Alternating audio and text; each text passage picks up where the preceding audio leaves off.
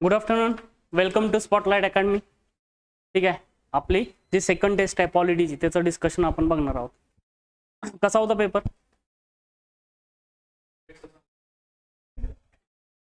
Difficulty level मध्ये म्हणायचे काय?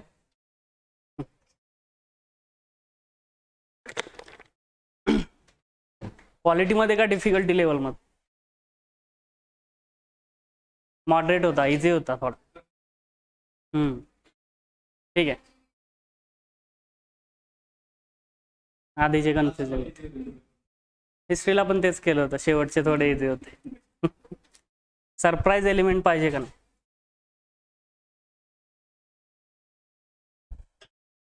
ठीक आहे, फर्स्ट क्वेश्चन बघा. Consider following statement. फर्स्ट बघा, the Indian constitution and the British Constitution are mainly flexible constitutions because they can be amended in the same manner as ordinary laws are made. ठीक है. Then second बघा, the Indian Constitution and American Constitution are rigid constitution that requires only special procedure for its amendment. ठीक आहे. कोणतं बरोबर आहे ते विचारलेलं आहे, करेक्ट विचारलेलं आहे. कोणतं बरोबर आहे? दोन्ही नाही, कारण इंडियन कॉन्स्टिट्यूशन ते ब्रिटिश कॉन्स्टिट्यूशन सारखं फ्लेक्झिबल सुद्धा नाहीये आणि यूएस कॉन्स्टिट्यूशन सारखं इतकं रिजिड सुद्धा नाहीये. ठीक आहे. It is a blend of both flexibility and rigidity of Britain and US constitution. त्यामुळे नायदर वन नॉर टू हे त्याचं आन्सर आहे.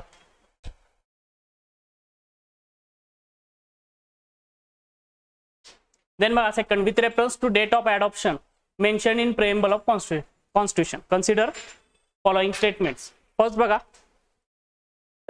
the date of adoption in preamble is written in English language only and the date of adoption in preamble is written in numbers only. दोन statement दिलेले. ठीक आहे, कोणतं correct आहे विचारलेलं आहे. काय त्याचा आन्सर? दोन्ही नाही, नायदर वन नॉर टू. कारण बघा दोन्ही गोष्टी आहेत यामध्ये. ठीक आहे, इंग्लिश लँग्वेज मध्ये सुद्धा आहे आणि नंबर्स मध्ये सुद्धा आहे.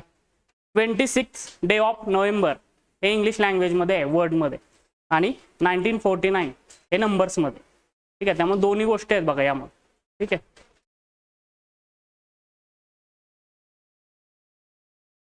प्रिएम्बल मध्ये जे आपली डेट ऑफ अडॉप्शन आहे, हा तसं आहे का? नाही आहे ना.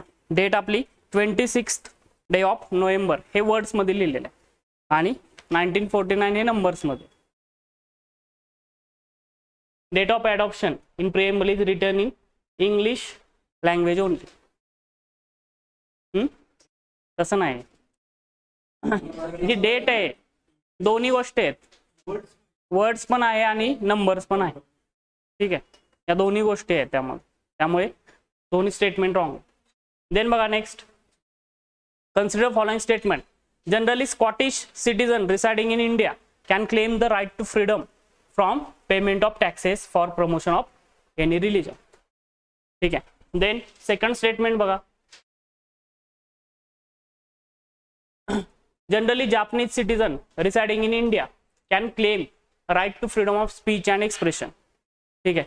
अँड थर्ड आहे, generally Polish citizen residing in India can claim right to equality before law and equal protection of laws. ते पोलिश सिटीजन, जॅपनीज सिटीजन ते फक्त कन्फ्यूज करण्यासाठी दिलेलं आहे. ठीक आहे, दोनच गोष्टी आहेत, एक इंडियन्स आहे आणि फॉरेनर्स आहेत. इंडियन्सना कोणते फंडामेंटल राईट्स आहेत? फक्त इंडियन्सला. येस, 15, 16, 19, 29, 30 हे फक्त इंडियन्सला आहे आणि बाकीचे राहिले ते बोथ इंडियन्स अँड फॉरेनर्स. म्हणजे 1 and 3 फक्त बरोबर आहे बघ, 1 and 3. सेकंड रॉंग आहे. ठीक आहे, कारण right to freedom of speech and expression article 19 फक्त इंडियन्स नाही, फॉरेनर्स नाही. ठीक आहे, त्यामुळे ते स्टेटमेंट रॉंग आहे. बाकी दोन्ही बरोबर आहेत, 1 and 3. नेक्स्ट बघा, consider the following statements. Liberals uphold the principle of competition as the most efficient way of distributing resources and rewards in society.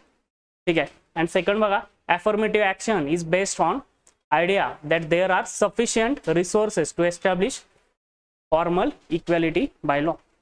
ठीक आहे. affirmative जे ऍक्शन आहे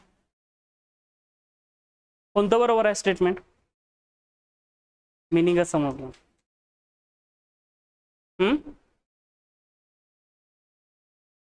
आर्टिकल 15, ठीक आहे. रेफरन्स आहे NCERT पॉलिटिकल थिअरी, त्यातनं question काढलेला आहे, ठीक आहे. लिबरलिझम जे प्रिन्सिपल आहे, तर लिबरल्स काय म्हणतात? प्रिन्सिपल ऑफ कॉम्पिटिशन हे महत्वाचं आहे. जसं वेस्टर्न कंट्रीजमध्ये आहे, युरोपियन US कंट्रीमध्ये काय आहे? लिबरलिझम. त्यामध्ये प्रिन्सिपल ऑफ कॉम्पिटिशन महत्वाचं आहे, ठीक आहे. As most efficient way of distributing resources and rewards in society. आणि त्याच वेळी इन मेनली सोशलिस्ट कंट्रीज जसं की इंडिया, ठीक आहे, ॲफर्मेटिव्ह ॲक्शन ही महत्वाचे आहेत. कारण या ठिकाणी इनइक्वल सोसायटी आहे, ठीक आहे. आणि यामध्ये जे डाऊन ट्रेडन क्लास आहे त्यांच्या अपलिफ्टमेंटसाठी मुख्यतः हे ॲफर्मेटिव्ह ॲक्शन म्हणजे सकारात्मक काही पावलं, सकारात्मक काही निर्णय घेणं गरजेचं आहे, ठीक आहे. इथं काय सांगितलं? Affirmative action based on idea that there are sufficient resources to establish formal equality by law. आहे का? स्टेटमेंट नाही. ॲफर्मेटिव्ह ॲक्शनची गरज का पडते? बिकॉज इनसफिशियंट रिसोर्सेस, ठीक आहे. सफिशियंट रिसोर्सेस असेल तर ॲफर्मेटिव्ह ॲक्शनची गरजच नाही. तर आन्सर आहे ओनली 1. देन 5 स्टेटमेंट दिलेला आहे. A just society is that society in which ascending sense of preference and descending sense of contempt is dissolved into the creation of compassionate society. ठीक आहे. हे statement कुणाचं आहे ते विचारलेलं आहे.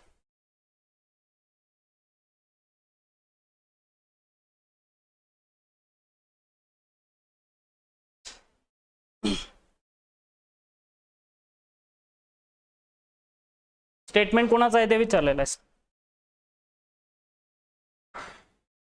बघा काय लिहिलंय आन्सर तुम्ही सगळ्यांनी BR आंबेडकर लिहिले. वा हा ठीक आहे. बघा मुख्यतः जस्ट सोसायटी, जस्ट म्हणजे न्यायी समाज, जस्ट सोसायटी ही कन्सेप्ट कुणी दिलेलं आहे? BR आंबेडकर. ठीक आहे. मुख्यतः या स्टेटमेंट मध्ये काय सांगितलंय? Just society is that society in which ascending sense of reverence and descending sense of contempt is dissolved into creation of compassionate society. म्हणजे काय? आदराची चढती भावना आणि तिरस्काराची उतरती भावना ज्यावेळेस या दोन्ही गोष्टी एकत्र येतील त्यावेळेस एक कंपॅशनेट सोसायटी निर्माण होईल. ठीक आहे. हे BR आंबेडकरनी म्हटलेलं आहे. Then question number 6.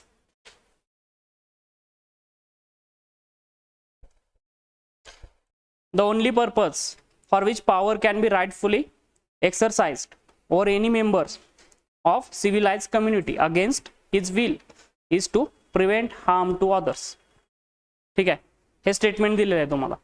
With reference to above statement, the main argument is being best reflected in which of the following political value. या खालच्या पॉलिटिकल व्हॅल्यूज मध्ये हे आर्ग्युमेंट कुठे रिफ्लेक्ट झालेलं आहे ते तुम्हाला विचारलेलं आहे. लिबर्टी, इक्वॅलिटी, डेमोक्रेसी का जस्टिस? जस्टिस केलेलं. जस्टिस असलं पाहिजे. बघा याचा आन्सर आहे लिबर्टी. ए जो JS मिल आहे, ऐकलंय का नाव? JS मिलचा एसे ऑन लिबर्टी. ठीक आहे. याच्यावर हा क्वेश्चन विचारलेला आहे. त्याचे जे हार्म प्रिन्सिपल आहे बघा, ज्याच्यावर इथिक्सला UPSCने क्वेश्चन विचारलेला होता, harm principle of JS Mill, त्याच्यातून या गोष्टी आहेत. ठीक आहे की the only purpose for which power can be rightfully exercise over any member of civilise community against his will is to prevent harm to others. ठीक आहे. म्हणजे हार्म प्रिन्सिपल जे आहे, लोकांना या गोष्टीपासून हार्म होता कामा नये त्यासाठी या गोष्टी दिलेल्या आहेत. ठीक आहे. याचं आन्सर आहे लिबर्टी. हा NCERT. Then next question. With reference to preamble of Indian Constitution, consider following statement. First बघा, the preamble was enacted by Constituent Assembly only after rest of the Constitution was already enacted. बरोबर आहे statement? Yes. मुख्यतः असं का केलं होतं constitution नंतर? त्या पद्धतीने मुख्यतः to ensure the conformity with the principles of constitution. ठीक आहे, ते प्रेम्बल शेवटी आणलेलं आहे.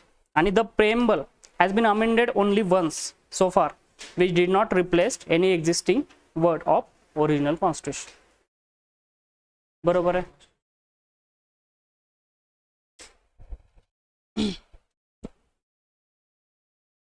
यस, बरोबर आहे. ठीक आहे, एकदाच आतापर्यंत अमेंड केलेला आहे 42nd कॉन्स्टिट्युशनल अमेंडमेंट, ज्यामध्ये सोशलिस्ट, सेक्युलर अँड इंटिग्रिटी हे 3 वर्ड्स ऍड केलेले आहेत बघ. नाही, नवीन ऍड केलेले. ठीक आहे, तो कन्फ्यूज करण्यासाठी ते टाकलेलं आहे तुम्हाला. ठीक आहे.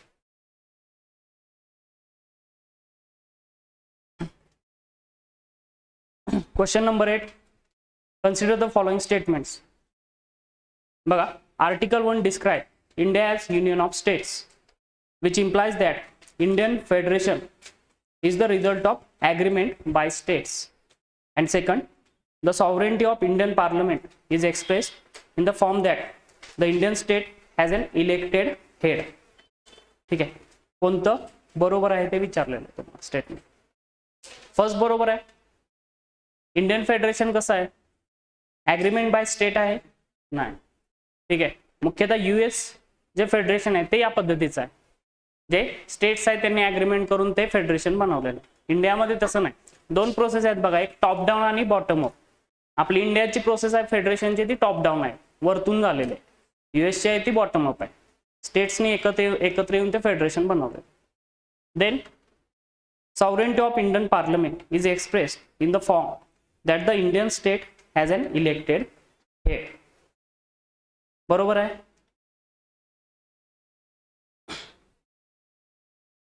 यस, स्टेटमेंट रॉंग काय आहे बघा. काय म्हटलेलं आहे, sovereignty of Indian parliament. Indian parliament sovereign आहे का? नाही आहे. ठीक आहे, तर इंडियन पार्लमेंट सॉव्हरेन नाही बघ, मुख्यतः ब्रिटिश पार्लमेंट हे सॉव्हरेन आहे. ठीक आहे, भारतामध्ये सॉव्हरेन काय आहे, इंडियन कॉन्स्टिट्यूशन. ठीक आहे, त्यामुळे स्टेटमेंट रॉंग आहे, नायदर 1 नॉर 2.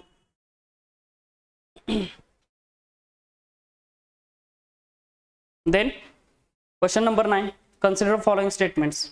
First बघा, the article 2 of Indian constitution grants power for establishment of new states that are not part of Indian Union of India, along with make changes in the existing states of Union of India. Then second बघा, in USA the American federal government cannot form new state or alter borders of existing state without consent of states concerned. बरोबर आहे का statement? बरोबर आहे. ठीक आहे. Third बघा, with the constitutional amendment act certain territories within the country can be transferred by India to the other countries. कोणतं बरोबर आहे ते स्टेटमेंट विचारलेलं. सेकंड अँड थर्ड बरोबर आहे. जमलाय ना क्वेश्चन? बघा, फर्स्ट जे आहे तिथं बरेच हा पार्ट बरोबर आहे त्याचा.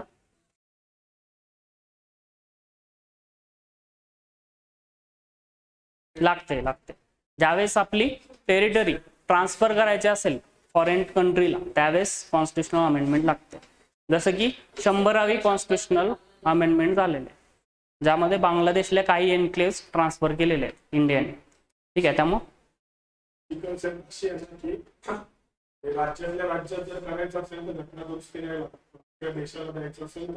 हो बरोबर आहे. मुख्यतः इंटरनल रिॲडजस्टमेंट ही गोष्ट आहे बाय सिंपल मेजॉरिटी.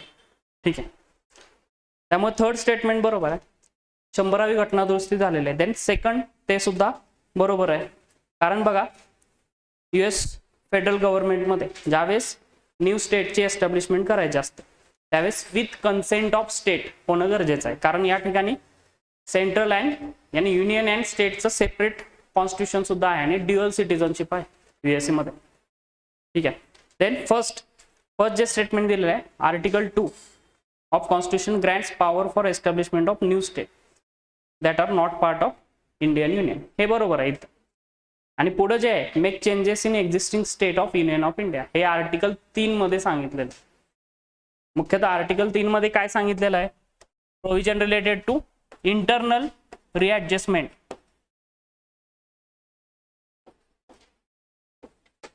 ठीक आहे, इंटरनल रिॲडजस्टमेंट हे आर्टिकल 3 मध्ये सांगितलं. देन नेक्स्ट बघा,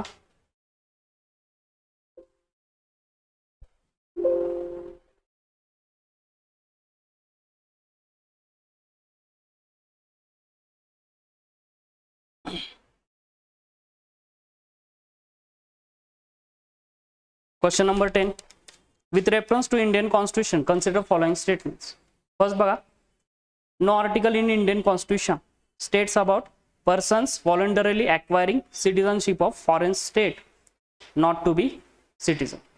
ठीक आहे, म्हणजे असं कोणतंच आर्टिकल नाही ज्यामध्ये असं सांगितलंय ज्यावेळी एखाद्या सिटीजननं फॉरेन स्टेट मध्ये सिटीजनशिप ॲक्वायर केली त्यावेळेस इंडियन सिटीजनशिप ही त्याची नष्ट होते, असं स्टेटमेंट आहे. सेकंड बघा, excluding the grounds of article 15 the state can provide special benefit or give preference to its residents. बरोबर आहे second?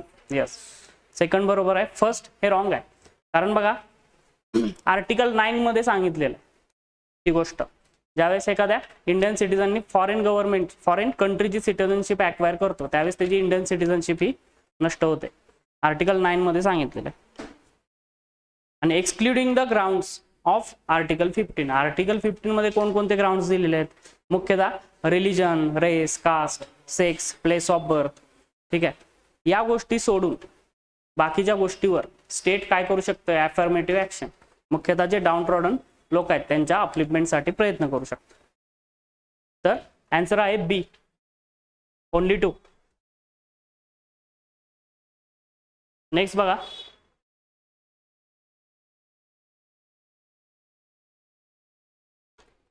with reference to public interest litigation, which one of the following statement is not correct विचारलेलं आहे.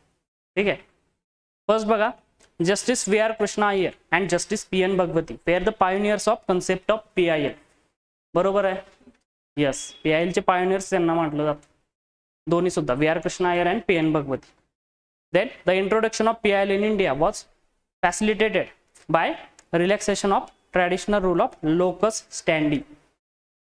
बरोबर आहे, माहिती आहे का locus standing म्हणजे काय?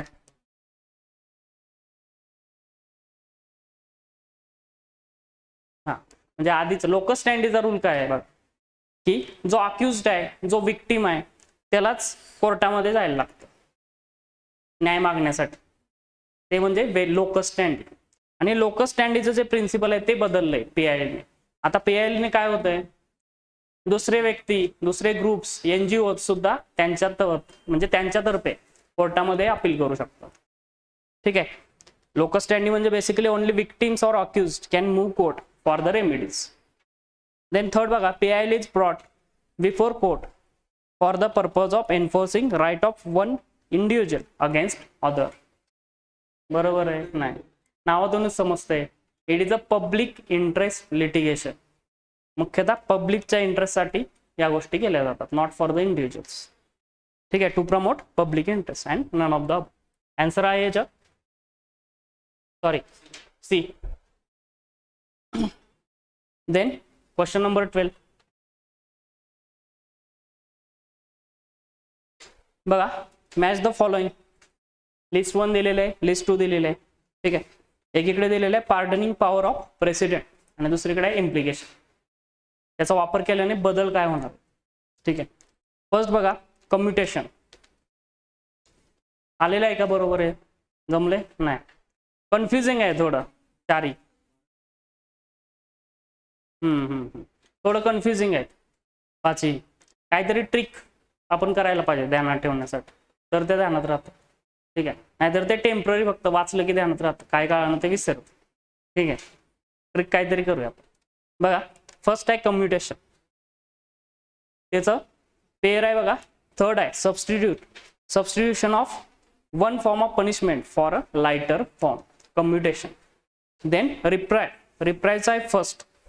ठीक आहे, stay of the execution of sentence of temporary period. Then रेमिशनचा आहे fourth, reducing the period of sentence without changing its character तेच राहायचं शिक्षेचं, फक्त पिरियड कमी करणं. समजा जन्मठेप दिली आहे तर 8 वर्ष 6 वर्ष करण्यात येईल. देन रिस्पाइट म्हणजे काय? Awarding a lesser sentence in place of one originally awarded. ठीक आहे, आन्सर आहे बघा C.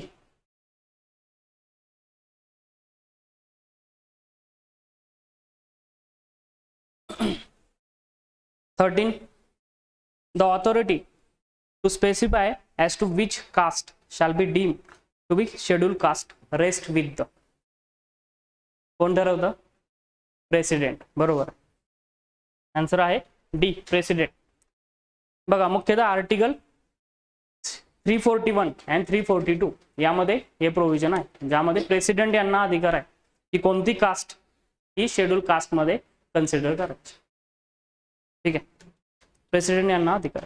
Then article question number 14.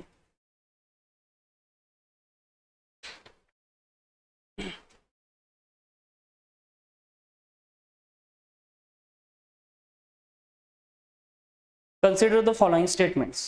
First बघा, vice president is elected by members of electoral college same as the president. बरोबर आहे? Wrong. बघूया आपण. आणि second, the resolution for the removal of vice president should be passed by Rajya Sabha by effective majority and in the Lok Sabha by simple majority. बरोबर आहे? बरोबर. कारण बघा व्हाइस प्रेसिडेंट हे चेअरमन ऑफ राज्यसभा असतात. ठीक आहे, त्यामुळे राज्यसभामध्ये ते इफेक्टिव्ह किंवा स्पेशल मेजॉरिटीने रिझोल्युशन पास होणं गरजेचं आहे. अँड देन लोकसभामध्ये फक्त सिंपल मेजॉरिटी. ठीक आहे, ही प्रोसिजर आहे. आणि first statement, vice president elected by members of electoral college same as president नाही. ठीक आहे, बघा व्हाइस प्रेसिडेंट यांच्यासाठी बघा both elected and nominated members of parliament आहे.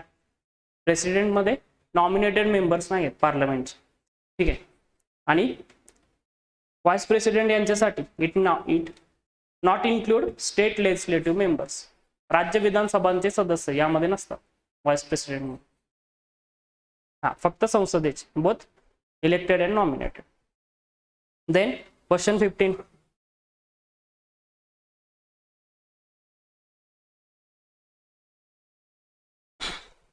Consider following statement. फर्स्ट, ठीक आहे, आर्टिकल 74 त्यामध्ये दिलेलं आहे council of minister to aid and advise the president. आणि article 75 other provisions as to the minister.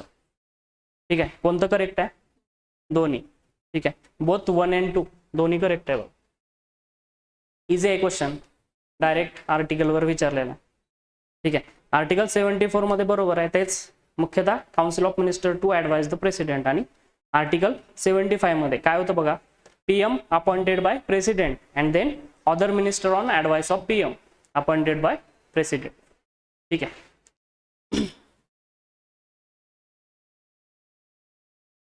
Question 16.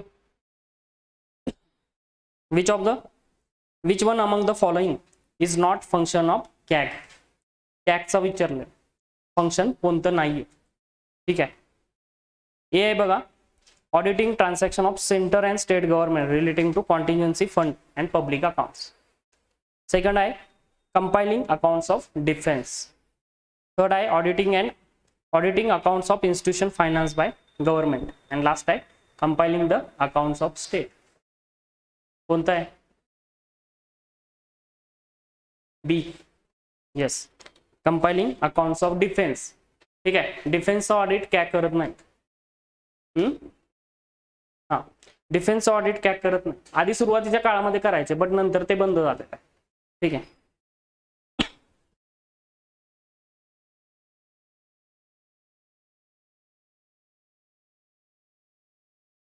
Then question 17. which of the following statement is are correct regarding legislative process in the state which are bicameral? ठीक आहे, ज्या ठिकाणी बायकॅमरल legislature आहे त्याच्यावर question. First बघा, in situation of deadlock over passage of bills between legislative assembly and legislative council the governor may summon joint sitting of the two houses. And second आहे legislative council is revisory house and thus no bill can originate in council. Both are कसं काय? Yes, first wrong आहे कारण joint sitting नसते. ठीक आहे, स्टेटमध्ये. बरोबर. ठीक आहे, फर्स्ट रॉंग आहे कारण जॉईंट सिटिंगची प्रोव्हिजन नाही आहे स्टेटमध्ये. मॅक्सिमम बघा जे स्टेट लेजिस्लेटिव्ह काउन्सिल आहे 4 months पर्यंत डिले करू शकते बिल, त्याच्यापेक्षा जास्त नाही. आणि बघा लेजिस्लेटिव्ह काउन्सिलमध्ये ऑर्डिनरी बिल सुद्धा ओरिजिनेट होऊ शकतात. त्यामुळे सेकंड स्टेटमेंट सुद्धा रॉंग. ठीक आहे, त्यामुळे नायदर 1 nor 2.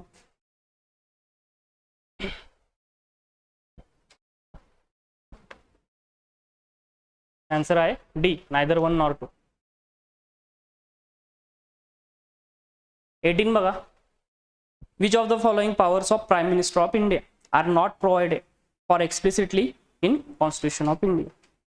ठीक आहे, करेक्ट कोणते आहेत ते विचारलेलं आहे. फर्स्ट बघा, advise the president as regards the appointment of other minister. बरोबर आहे, आत्ताच बघितलं आपण, आर्टिकल 74 मध्ये हे प्रोव्हिजन आहे. Then second, to allocate business among the minister. Third आहे to decide the rank of minister. And fourth आहे to summon a meeting of cabinet. या गोष्टी कॉन्स्टिट्यूशन मध्ये दिलेल्या आहेत का? नाहीये, फक्त पहिलीच दिलेलं आहे आर्टिकल 74 मध्ये. बाकीच्या गोष्टी कॉन्स्टिट्यूशन मध्ये दिलेल्या नाहीत. Powers of prime minister.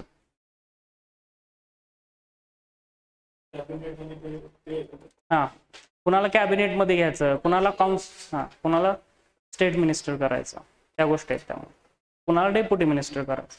मुख्यतः बघा, ही प्राईम मिनिस्टर यांची डिस्क्रिशनरी पॉवर आहे. कॉन्स्टिट्यूशन मध्ये काही प्रोव्हिजन नाही यामुळे. तर आन्सर आहे 2, 3, 4 सी.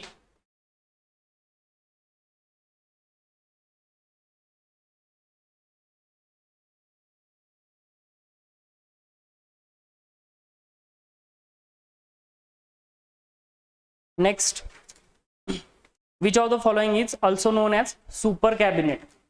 सुपर कॅबिनेट कशाला म्हटलेलं आहे? मुख्यतः बघा, कॅबिनेट कमिटीज आहेत वेगवेगळ्या. त्यामध्ये बघा, इकॉनॉमिक अफेअर्स कमिटी दिलेलं आहे पहिलं, then parliamentary affairs committee, then third political affairs committee and appointment committee. याला सुपर कॅबिनेट कुणाला म्हटलेलं आहे? येस, पॉलिटिकल अफेअर्स कमिटी सर्वात ती स्ट्रॉंग कॅबिनेट कमिटी आहे बघा. ठीक आहे, मुख्यतः महत्वाच्या ज्या पॉलिसीज असतात त्या पॉलिसी सगळ्या ठरवण्याचं काम पॉलिटिकल अफेअर्स कमिटी करत असतं. ठीक आहे, प्राईम मिनिस्टर हे त्याचे हेड असतात. ठीक आहे, अपॉइंटमेंट कमिटी काय करते? मुख्यतः हाय लेवल अपॉइंटमेंट करण्याचं काम करते. Chief of defence staff, army chief. ठीक आहे, देन चीफ इलेक्शन कमिशनर, महत्वाचे हाय लेवल अपॉइंटमेंट कमिटी करते. देन पार्लमेंटरी अफेअर कमिटी काय करते? मुख्यतः गव्हर्नमेंट्स बिझनेस इन पार्लमेंट, त्या गोष्टी बघते. आणि इकॉनॉमिक अफेअर्स कमिटी काय करते? मुख्यतः इकॉनॉमिक पॉलिसीज ज्या वेगवेगळ्या मिनिस्ट्रीज आहेत त्यांच्याशी त्या कॉन्टॅक्ट करून त्या पॉलिसीज ठरवते. ठीक आहे, नेक्स्ट बघा क्वेश्चन 20. याचा आन्सर आहे पॉलिटिकल अफेअर कमिटी.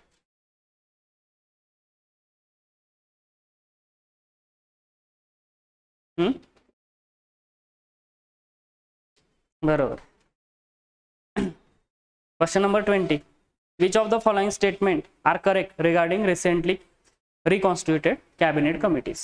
ठीक आहे, फर्स्ट बघा, the prime minister is not a member of some of this committees. बरोबर आहे का? नाही, prime minister not a member of committees म्हटले. सम कमिटी बघूया. सेकंड बघा, cabinet committee on investment and growth and cabinet committee on economic affairs are headed by prime minister. बरोबर आहे. आणि third, cabinet committee on parliamentary affairs is often refer to as super cabinet. ते statement दिले जे वरती आपण बघितले. मुख्यतः पॉलिटिकल अफेअर्स कमिटीला सुपर कॅबिनेट म्हटलेलं आहे. ठीक आहे, आणि फर्स्ट सुद्धा बरोबर आहे, prime minister is not a member of some of this cabinet म्हटलेलं आहे, त्यामुळे ते रॉंग आहे. हा, मुख्यतः पार्लमेंटरी अफेअर्स कमिटी सोडून बाकीच्या ज्या महत्वाच्या कमिटीज आहेत त्याचे प्राईम मिनिस्टर हे हेड असतात. ठीक आहे, हा करेक्ट आहे.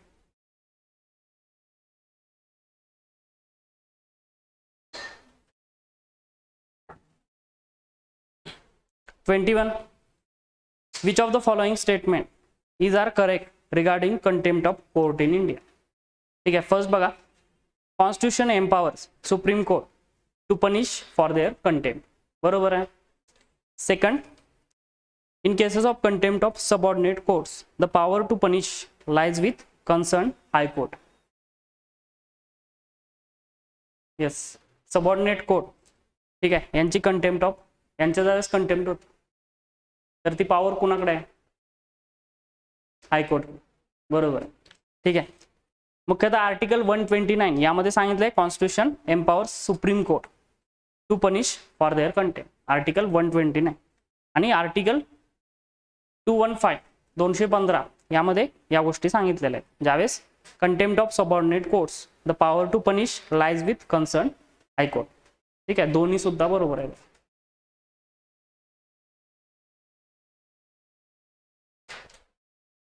आन्सर आहे सी, बोथ 1 and 2.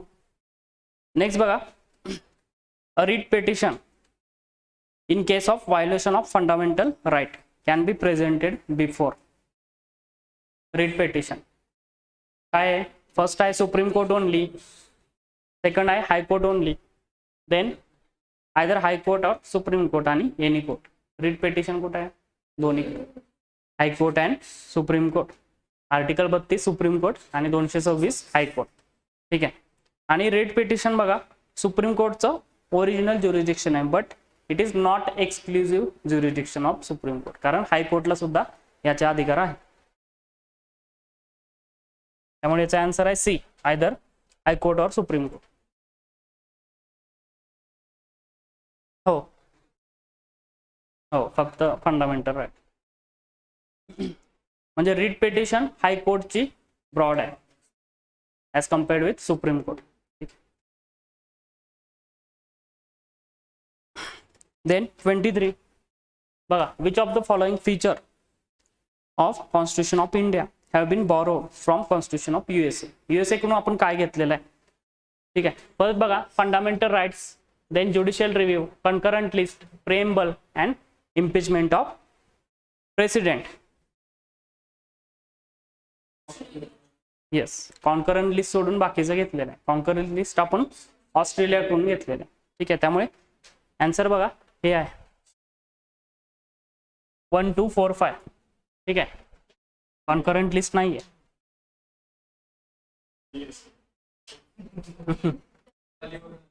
खालीवर.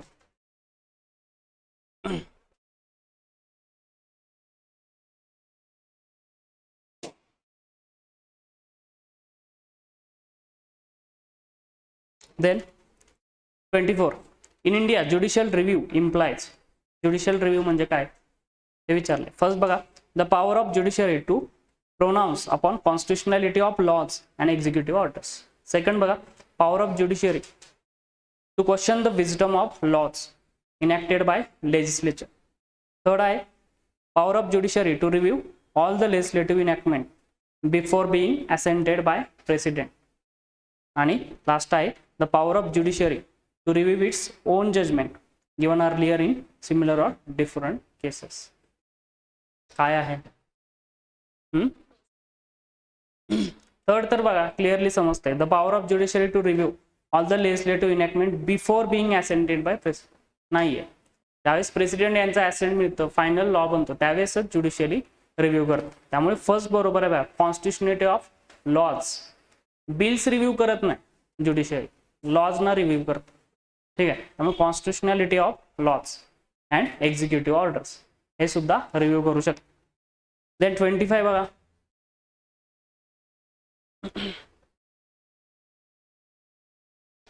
आन्सर आहे ए.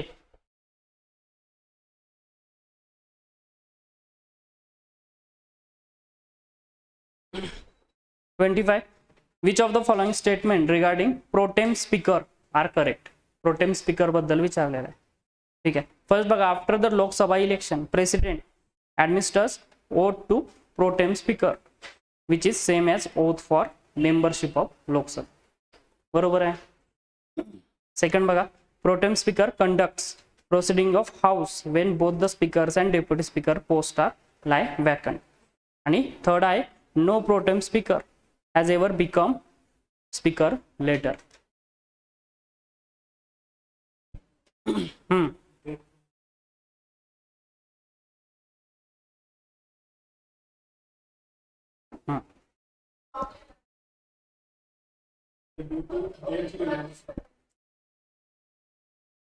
येस, मुख्यतः प्रोटेम स्पीकर हा सुरुवातीला असतो ज्यावेळेस नवी लोकसभा या ठिकाणी होते. ठीक आहे, त्यामुळे प्रोटेम स्पीकर आधी निवडला जातो, त्यानंतर मग तो ओथ देतो बाकीच्या मेंबर्सना, आणि त्यानंतर मग जे continue speaker and deputy speaker, ठीक आहे, रेग्युलर स्पीकर हे निवडले जातात. त्यामुळे मुख्यतः हे चुकीचं आहे खरं तर. Vacant due to death and resignation सुरुवातीला पाहिजे ते. ठीक आहे. आणि बघा no pro tem speaker has ever become speaker later. बरोबर आहे का? रॉंग आहे. ठीक आहे. कोण? मावळणकर, देन सोमनाथ चॅटर्जी. ठीक आहे. हे आधी प्रोटेम स्पीकर होते, ते नंतर स्पीकर बनलेले आहेत. ठीक आहे. आणि पहिलं तर कन्फर्म बरोबर आहे. After the Lok Sabha election president administers oath to pro tem speaker. ठीक आहे. Which same as oath for membership of Lok Sabha. ठीक आहे. देन 26 बघा. What do you understand by start question in parliament of India?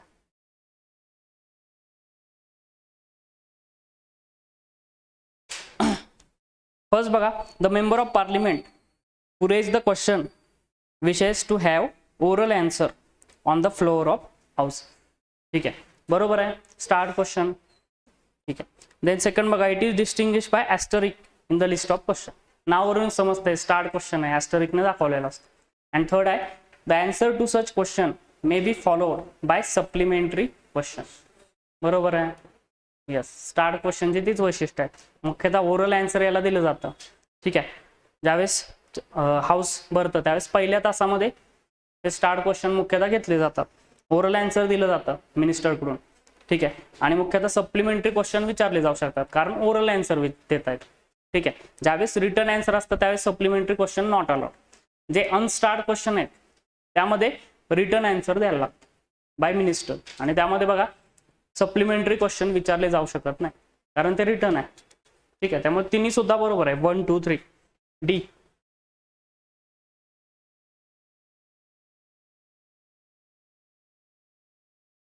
तिन्ही सुद्धा बरोबर आहे. 1, 2 and 3. Then 27, which of the following statement are not correct. कोणतं करेक्ट नाही ते विचारलं.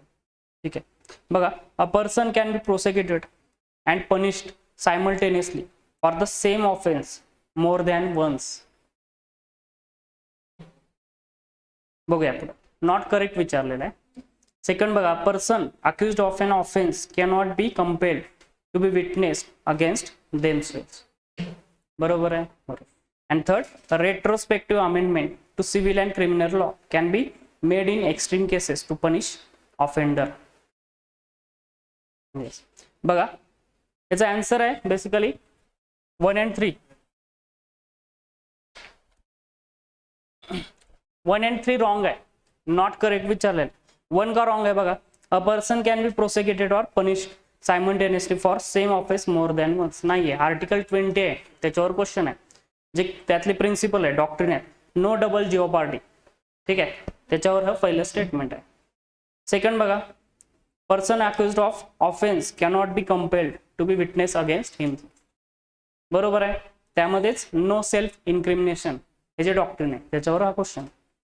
आणि third, retrospective amendment to civil and criminal law can be made in extreme cases to punish offender.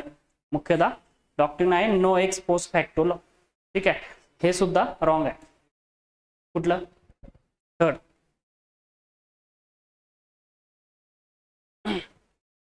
बघा, retrospective amendment to civil and criminal law can be made in extreme cases to punish offender. कशामध्ये allowed आहे? Civil मध्ये का criminal मध्ये? Yes, civil मध्ये allowed आहे. Retrospective amendment जे आहे, रेट्रोस्पेक्टिव्ह म्हणजे काय बेसिकली? येस, पूर्वलक्षी प्रभावानं मराठीमध्ये. ठीक आहे. नाही बघा, रेट्रोस्पेक्टिव्ह अमेंडमेंट म्हणजे काय बघा, ज्यावेळेस एखादा म्हणजे no ex post facto law हे जे डॉक्ट्रिन आहे ते क्लिअर आहे का तुम्हाला? कन्सेप्ट काय आहे?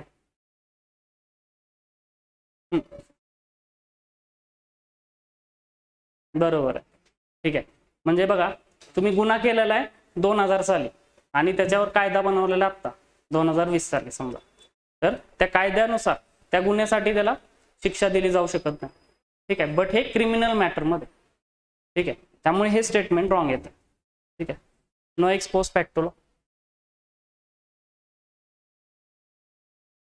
हा, सेकंड जरी एलिमिनेट केलं, म्हणजे सेकंड जरी कन्फर्म तुम्हाला माहित असलं ते बरोबर आहे, नो सेल्फ इन्क्रिमिनेशन, तरी आन्सर इझिली येते.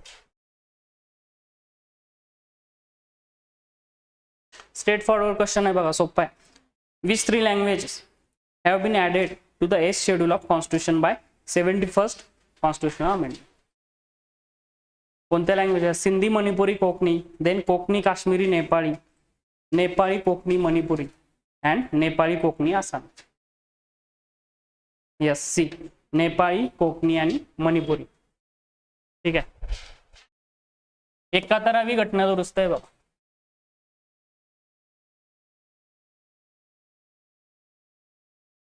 आपल्या आधी क्रोनॉलॉजी माहित पाहिजे, कोणकोणत्या लँग्वेजेस कशा कशा ऍड केलेल्या आहेत. ठीक आहे.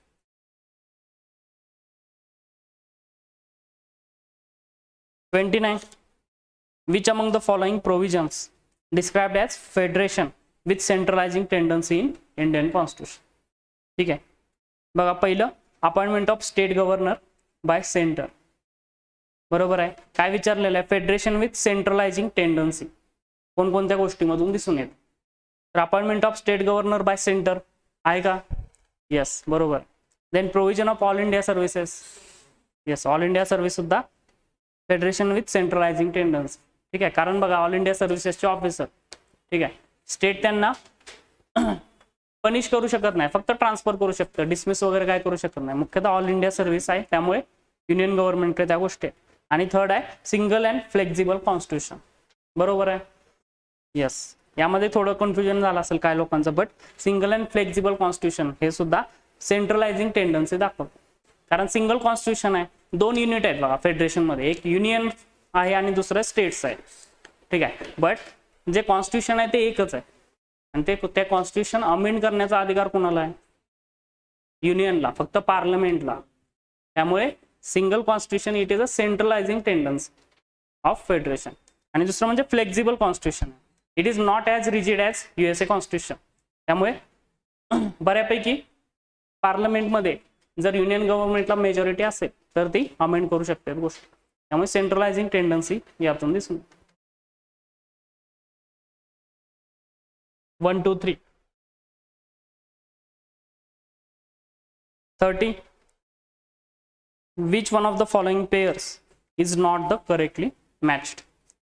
फर्स्ट बघा, freedom of speech and expression, त्यामध्ये दिलेलं आहे include the freedom of press. नावातूनच समजतंय. बरोबर आहे. देन बी बघा, फ्रीडम ऑफ कन्सायन्स, यामध्ये include the right to wear and carry kirpans by 6. बरोबर आहे. येस, नॉट करेक्टली मॅच विचारलेलं. सी बघा, राईट टू पर्सनल लिबर्टी, त्यामध्ये दिलेलं आहे include the right to carry on any trade or business. आणि लास्ट आहे राईट टू इक्वेलिटी, त्यामध्ये दिलेलं आहे include the principle of natural justice. Yes, C दिलेला आहे राईट टू पर्सनल लिबर्टी, त्यामध्ये काय पाहिजे ॲक्च्युअलमध्ये? Right to practice. ठीक आहे. राईट टू पर्सनल लिबर्टी त्याचं एक्सप्लेनेशन किंवा प्रोव्हिजन चुकीचं दिलेलं आहे. मुख्यतः यामध्ये दिलेलं आहे include the right to carry on any trade or business. ती गोष्ट कशामध्ये येते? मुख्यतः राईट टू प्रॅक्टिस एनी प्रोफेशनमध्ये. ठीक आहे. त्यामुळे राईट टू पर्सनल लिबर्टी ती पेअर चुकीची आहे. ठीक आहे. त्यांनी जे एक्सप्लेनेशन दिलंय ते कशाचं आहे? राईट टू प्रॅक्टिस एनी प्रोफेशनचं आहे. हां, नॉट विचारलेलं आहे. ठीक आहे. त्यामुळे सी हे त्याचा आन्सर आहे. नेक्स्ट बघा, which of the following fall within purview of freedom of speech and expression under article 19 of constitution. ठीक आहे. फर्स्ट बघा, freedom of press, then freedom of commercial advertisement, then right against tapping of telephonic conversation, and last आहे right to strike. Article 19 मध्ये कुठल्या गोष्टी येतात? ठीक आहे. कोणकोणत्या येतात? 1, 2, 3. राईट टू स्ट्राईक येत नाही बघा freedom of speech and expression मध्ये. ठीक आहे. बाकीच्या येतात freedom of press, freedom of commercial advertisement. ठीक आहे. त्यामुळे आन्सर आहे 1, 2, 3.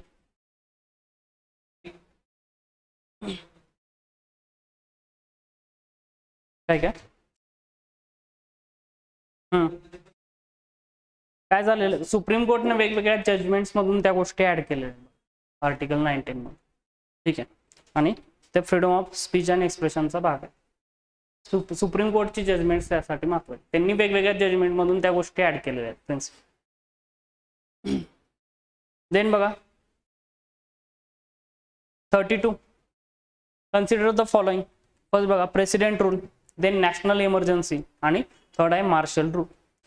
Which of the above special circumstances has effect on fundamental rights of Indian citizen. म्हणजे यातल्या कोणत्या गोष्टीमुळे फंडामेंटल राईट्स अफेक्ट होतात, ठीक आहे.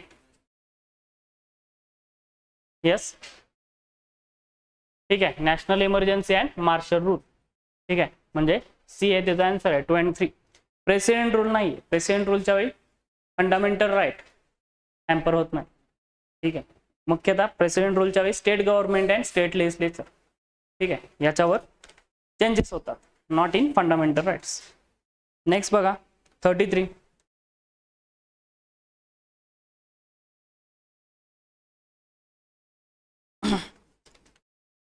consider the following statements. First, the conversion of federal structure of India into unitary one during an emergency has been borrowed from USSR. Second, the suspension of fundamental rights during an emergency is unique feature of Indian Constitution. बरोबर आहे? Yes, wrong आहे. Weimar constitution of Germany याकडून ही गोष्ट घेतलेली आहे, suspension of fundamental rights during emergency, ठीक आहे. जर्मनीचं वायमर कॉन्स्टिट्यूशन याकडून घेतलेलं आहे. आणि पहिली conversion of federal structure into unitary one during emergency has been borrowed from USSR. बरोबर आहे. कुठून घेतलेले मग? कुठूनच नाही घेत, ते इमर्जन्सीचंच फीचर आहे ना. इमर्जन्सी कशाला म्हणतात? इमर्जन्सी म्हणजे तेच आहे बेसिकली. काय होतं इमर्जन्सीमध्ये? फेडरल स्ट्रक्चर युनिटरी होतं, युनियन गव्हर्नमेंटकडे पॉवर्स येतात, ठीक आहे. त्यामुळे नायदर वन नॉर टू हे त्याचा answer, neither one nor to.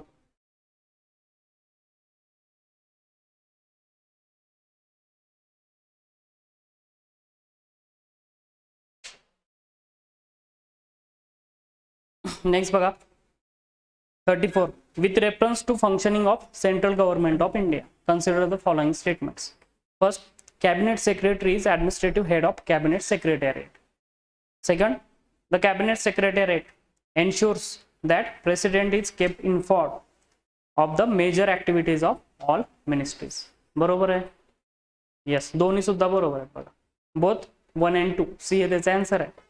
कारण बघा कॅबिनेट सेक्रेटरी ते तर बरोबर आहे, ऍडमिनिस्ट्रेटिव्ह हेड असतो कॅबिनेट सेक्रेटरी, नावातूनच समजतो.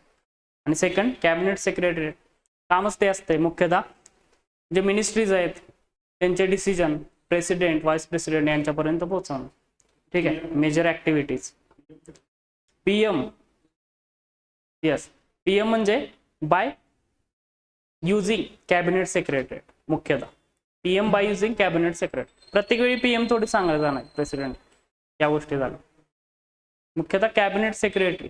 देन जे सगळ्या मिनिस्ट्रीज आहेत, ठीक आहे, सगळ्या मिनिस्ट्रीचे सेक्रेटरी असते, त्या महत्त्वाच्या डिसिजन सगळ्या इंटरचेंज करत असतात, ठीक आहे. Major activities of all ministries. त्यामुळे बोथ 1 and 2.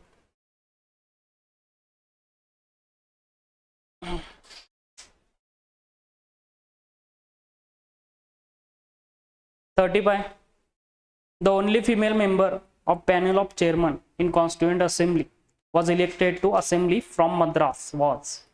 4 ऑप्शन आहेत: बेगम रसूल, देन दुर्गाबाई देशमुख, सरोजिनी नायडू अँड दाक्षायणी वेलायुधन, ठीक आहे.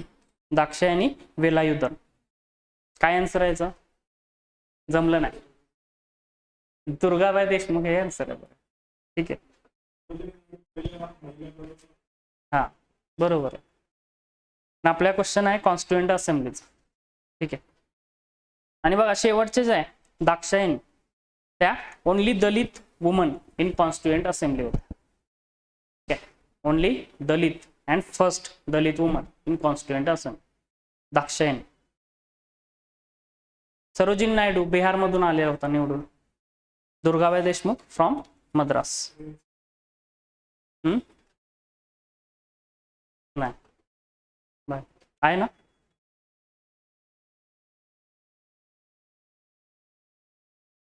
हा PNB मध्ये त्यामुळेच क्वेश्चन दाखव.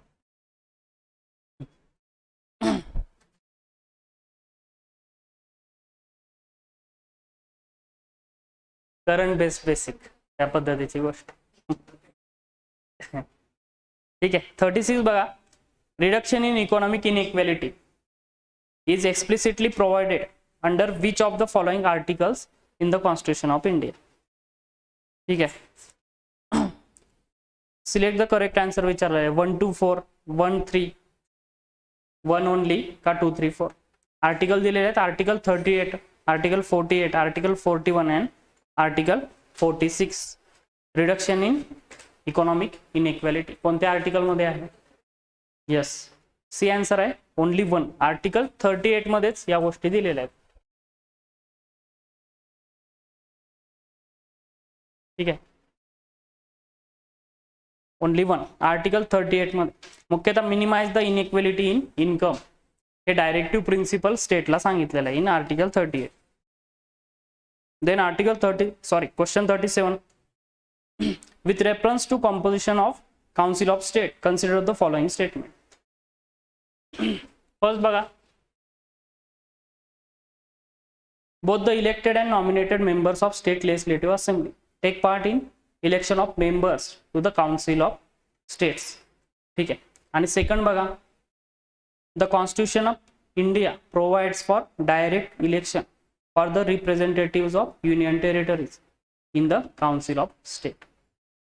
कोणतं बरोबर आहे ते विचारलं. दोन्ही सुद्धा चुकीचे आहेत बघा. नायदर 1 nor 2 हे त्याचा आन्सर आहे. Neither 1 nor 2. कारण फर्स्ट बघा स्टेटमेंट काय दिलं आहे. Both the elected and nominated members of state legislative assembly take part in election of members of council of state. Nominated members आहेत का? नाही, ओनली इलेक्टेड मेंबर्स. ठीक आहे. आर्टिकल 80 मध्ये सांगितलेल्या त्या गोष्टी Rajya Sabha. And second, Constitution of India provides for direct election of representative of Union Territories in the Council of State. मुख्यतः बघा कॉन्स्टिट्यूशन ऑफ इंडिया मध्ये या गोष्टी काय सांगितल्या नाही. It is not prescribed in constitution of India. मुख्यतः हे जे अधिकार आहेत ते पार्लमेंटला दिलेले आहेत. पार्लमेंट ठरवेल याच्या रिगार्डिंग काय डिसिजन घ्यायचं. ठीक आहे. Matter with parliament. चुकून बरोबर आहोत. ठीक.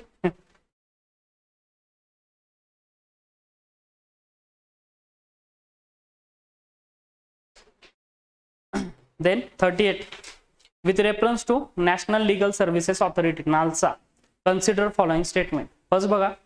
It is statutory body established to provide free legal services to weaker section. बरोबर आहे. Yes, मुख्यतः त्याचा हेतूच तो होता आणण्याचा.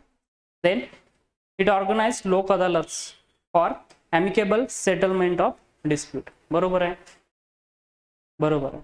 ठीक आहे. मुख्यतः नालसाच करते लोक अदालत कशासाठी? मुख्यतः सेटलमेंट ऑफ डिस्प्यूट साठी. आणि थर्ड आहे chief justice of India act as a executive chairman of NALSA. बरोबर आहे. कोण असतं executive chairman नालसाचे?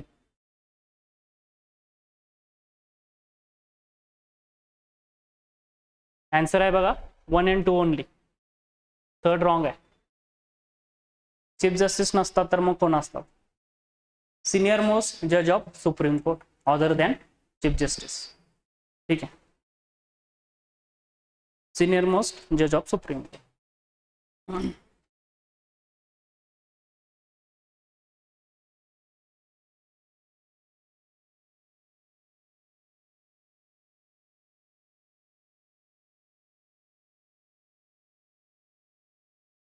(39) With reference to different grants provided in Constitution of India, consider following statement. First बघा. Grants under Article 275 are provided from the Consolidated Fund of India. And second बघा. Under the provisions of Constitution, only the Union government can give grants for any public purpose. ठीक आहे. कोणती बरोबर आहे statement यातलं? Yes, both. Second कोणतं correct आहे विचारलं. फर्स्ट बरोबर आहे फक्त, ओनली वन. हे त्याचा आन्सर आहे ए. ठीक आहे, बघा आर्टिकल 275 मुख्यतः यामध्ये कन्सोलिडेटेड फंड ऑफ इंडिया याच्या रिगार्डिंग प्रोव्हिजन. आणि सेकंड जे आहे under provision of constitution only union government, only नाही बघा. ठीक आहे, आर्टिकल 282 मध्ये सांगितलेलं आहे 282 whether union or state government can provide or can give grants for any public purpose. दोन्हींना सुद्धा त्या पॉवर्स आहे, युनियन और स्टेट गव्हर्नमेंट.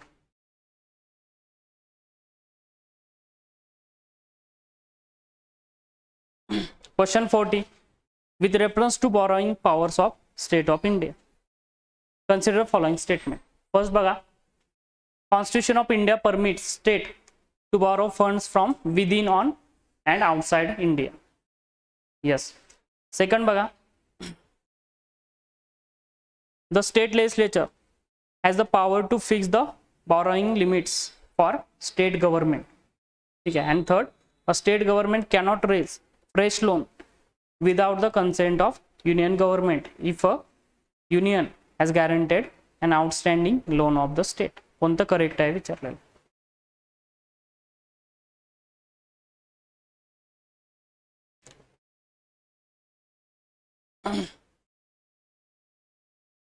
Yes, first बघा, Constitution of India permits state to borrow funds from within or outside India. बरोबर आहे का?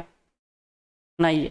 ठीक आहे, state cannot borrow from outside India. Third बघा, state government cannot raise a fresh loan without the consent of union government if union has guaranteed outstanding loan of state. बरोबर आहे का? नाहीये, फक्त 2 बरोबर आहे यातलं, ओनली 2. ठीक आहे, state legislature has the power to fix the borrowing limits for the state government. Only 2 बरोबर आहे. 40 बी आन्सर आहे. ठीक आहे, then 41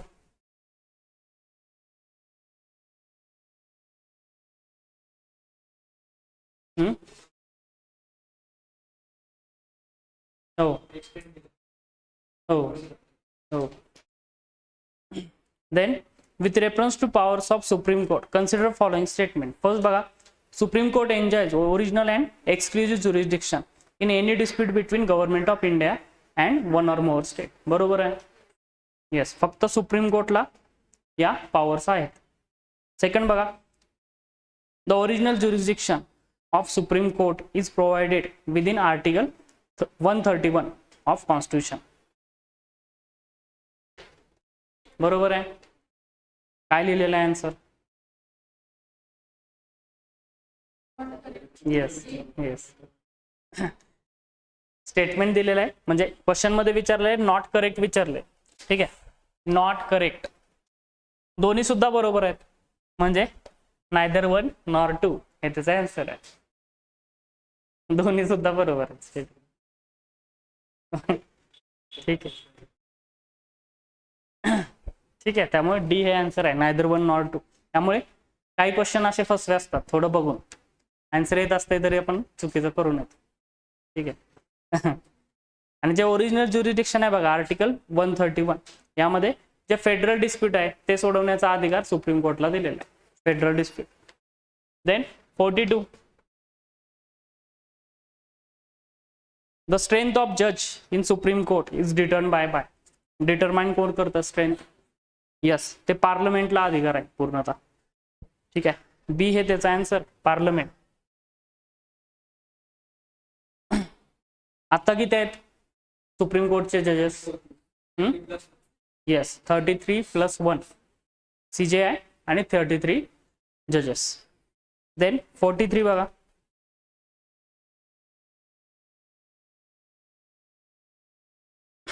consider following statement. First, the expenses charges on consolidated fund of India are not subject discussion in parliament. And second, The salaries and allowances of judges of high court are charged on consolidated fund of state. कोणतं बरोबर आहे? पहिलं बरोबर आहे, first wrong आहे. का बरं? Yes, ठीक आहे. जे expenses charge on consolidated fund of India, discussion करता येतं पार्लमेंटमध्ये, बट वोटिंग नाही करता येत. ठीक आहे, त्यामुळे ते फर्स्ट स्टेटमेंट रॉंग आहे. आणि सेकंड बरोबर आहे, सॅलरीज अँड अलाउन्सेस ऑफ जजेस of high court charge on consolidated fund of state. त्याची जी पेन्शन असते त्यांची, ती मुख्यतः कन्सोलिडेटेड फंड ऑफ इंडिया यातून दिली जाते. ठीक आहे, आणि सॅलरी देन अलाउन्सेस हे स्टेट मधून दिले जातात. ठीक आहे, त्यामुळे येस कन्सोलिडेटेड, त्यामुळे बी हे त्याचा आन्सर आहे, टू ओनली.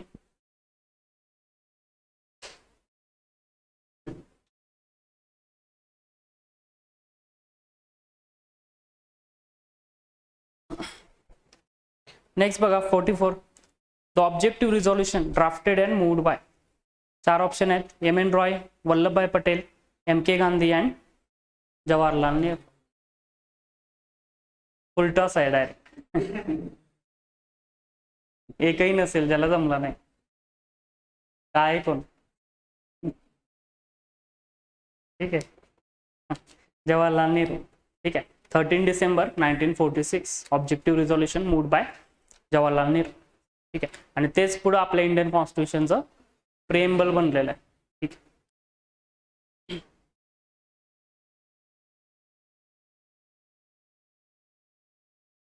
देन 45 बघा.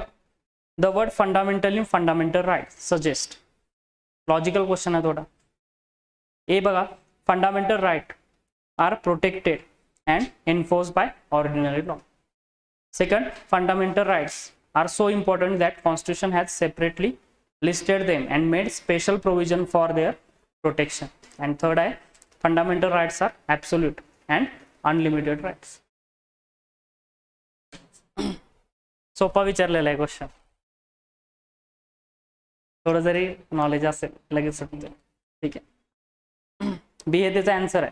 ठीक आहे, fundamental rights are so important कारण constitution has separately listed them and made special provision for their protection. First तर रॉंग आहे, आपल्याला समजतंय clearly. Protected and enforce by ordinary law म्हटलं. ठीक आहे, आणि लास्ट फंडामेंटल राइट्स तर ॲब्सोल्यूट नाही येते, अनलिमिटेड सुद्धा नाही. ठीक आहे, त्यामुळे बी हे त्याचा आन्सर.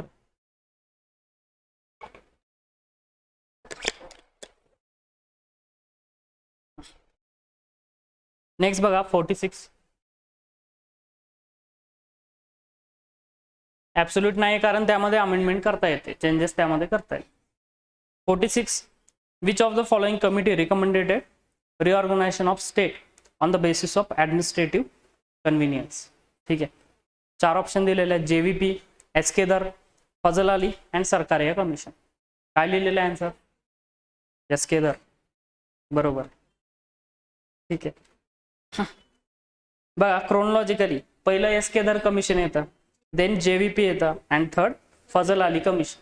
ठीक आहे, मुख्यतः फजल अली कमिशनने लिंग्विस्टिक रिऑर्गनायझेशन ऑफ स्टेट्स हे मान्य केलेलं आहे, but not the policy of one state one language.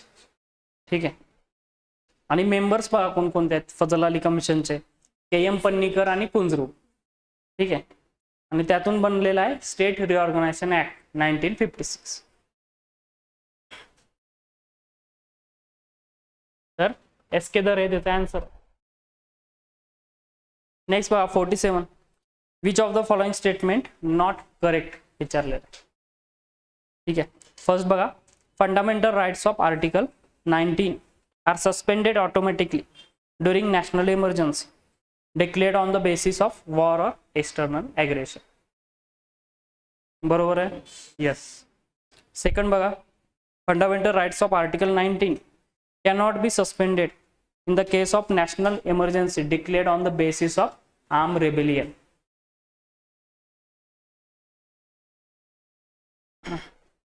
ठीक आहे, बरोबर आहे, यस. जी अमेंडमेंट झाली 44th अमेंडमेंट यानुसार ही गोष्ट चेंज केलेली आहे. ठीक आहे, देन बघा C, article 19 automatically revives when the national emergency is over. बरोबर आहे, ज्यावेळेस नॅशनल इमर्जन्सी समाप्त होते. जसं या ठिकाणी ऑटोमॅटिकली सस्पेंड होते, तसंच नॅशनल इमर्जन्सी थांबल्यावरती ऑटोमॅटिकली रिवाइव्ह होते. ठीक आहे.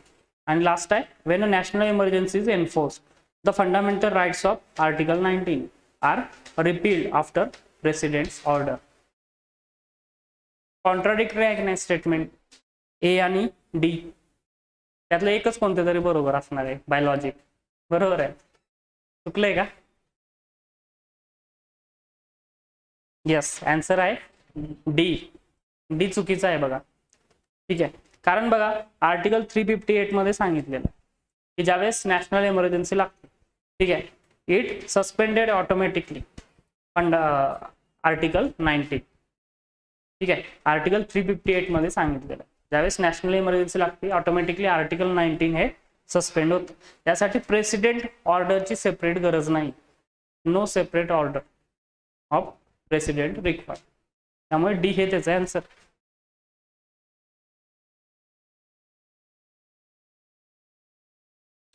Then 48 बघा, consider following statement. First, Article 262 contemplates the establishment of interstate council. आणि सेकंड आहे, president of India is chairman of interstate council. कोणतं बरोबर आहे?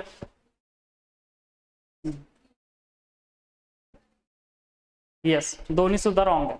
ठीक आहे, फर्स्ट जे आहे या ठिकाणी 263 पाहिजे. आर्टिकल 263 यामध्ये इंटरस्टेट काउन्सिलचं प्रोव्हिजन आहे आणि त्याचे हेड असतात प्राईम मिनिस्टर. या ठिकाणी दिलेलं आहे प्रेसिडेंट. ठीक आहे, इंटरस्टेट काउन्सिलचे हेड असतात प्राईम मिनिस्टर. त्यामुळे दोन्ही सुद्धा रॉंग आहेत, नायदर 1 नॉर 2.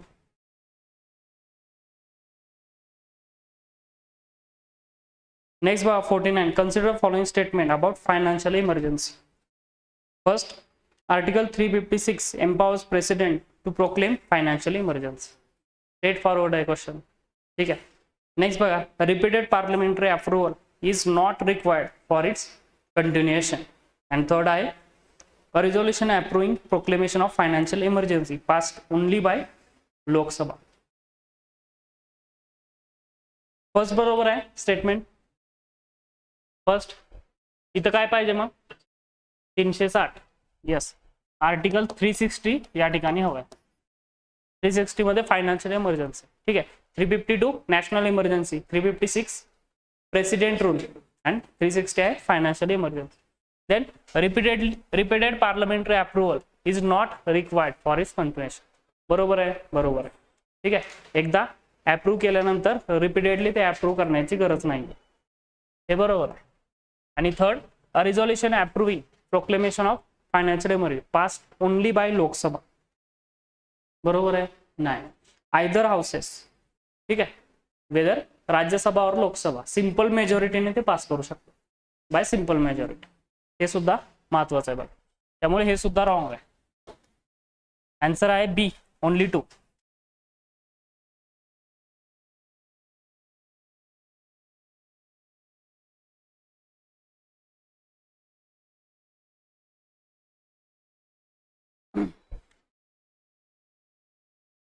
Then 50 बघा, which of the following characteristics are related to parliamentary government.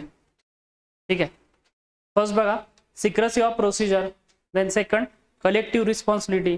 Third आहे leadership of prime minister. And last आहे मेजॉरिटी पार्टी रूल. कोणते आहेत? ऑल. ठीक आहे, बघा पार्लमेंटरी गव्हर्नमेंटचं हे तर सर्वात मोठं फीचर आहे, कलेक्टिव्ह रिस्पॉन्सिबिलिटी. ठीक आहे, collective responsibility is equal to parliamentary government असं म्हटलं तरी चालेल. देन सिक्रेसी ऑफ प्रोसिजर आहे, लीडरशिप ऑफ प्राईम मिनिस्टर आहे, मेजॉरिटी पार्टी रूल आहे, नॉमिनल अँड रिअल एक्झिक्युटिव्ह आहे, बायकॅमरल लेजिस्लेचर आहे. सगळे पार्लमेंटरी गव्हर्नमेंटचे फीचर आहे. डी हे त्याचा आन्सर आहे.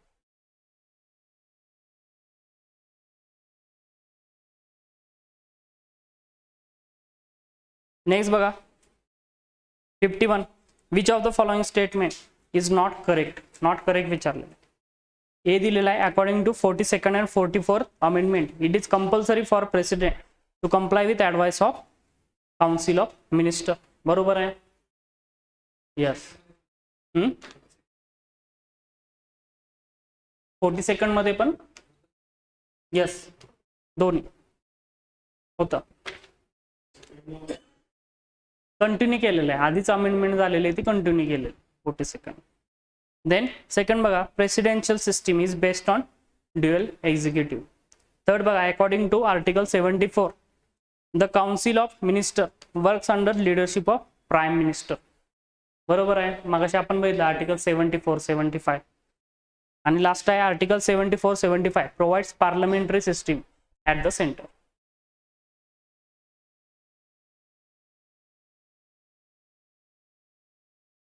आहे की हे पण येत आहे, कारण मुख्यतः काय आहे यामध्ये, council of minister works under leadership of PM. आणि हे जे council of minister prime minister हे कशाचे भाग आहेत, पार्लमेंटचेच भाग आहेत. ठीक आहे, त्यामुळे ती सुद्धा गोष्ट या ठिकाणी येते, पार्लमेंटरी सिस्टीम. तर कोणतं करेक्ट नाहीये हे विचारलेलं, कोणतं नाहीये, इज ए. ठीक आहे, बी हे त्याचा आन्सर आहे. Presidential system is based on dual executive, हे चुकीचं आहे. मुख्यतः पार्लमेंटरी सिस्टीम मध्ये ड्युअल एक्झिक्युटिव्ह असते, नॉमिनल अँड रिअल एक्झिक्युटिव्ह, जे आता आपण बघितलं. ठीक आहे, प्रेसिडेन्शियल सिस्टीम मध्ये काय असते, सिंगल एक्झिक्युटिव्ह, जे USA मध्ये आहे. ठीक आहे,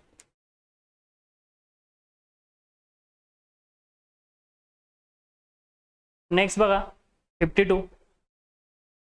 first, the Golaknath case introduced basic structure doctrine limiting parliament's power to amend constitution. And second, as per 44th Amendment Act, it is no longer possible to declare national emergency on ground of internal disturbance. First बरोबर आहे, famous केस आहे खूप. ठीक आहे, केशवानंद भारती. ठीक आहे, या केसमध्ये मुख्यतः डॉक्ट्रिन ऑफ बेसिक फीचर किंवा बेसिक स्ट्रक्चर हे दिलेलं आहे. आणि जे second as per 44th amendment act, it is no longer possible to declare national emergency on ground of internal disturbance. बरोबर आहे, येस. मुख्यतः हा जो कीवर्ड आहे तो बदलून त्या ठिकाणी आर्म रेबेलियन हा कीवर्ड टाकलेला आहे. ठीक आहे, त्यामुळे याच्यावरून इमर्जन्सी लावू शकत नाही.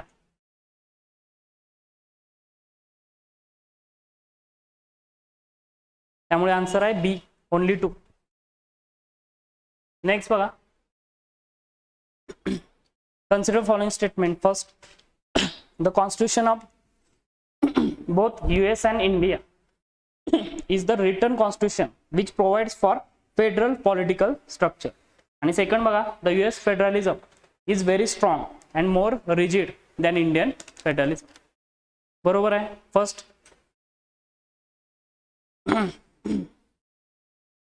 बघा, first constitution of both US and India is written constitution. बरोबर आहे, रिटन आहे, which provides for federal political structure. बरोबर आहे, सिंपल आहे स्टेटमेंट. सेकंड बघा, US federalism is very strong and rigid than Indian federalism. बरोबर आहे, US चं रिजिडिटी आहे आणि ब्रिटनची फ्लेक्सिबिलिटी आहे. ठीक आहे, दोन्ही सुद्धा बरोबर आहेत.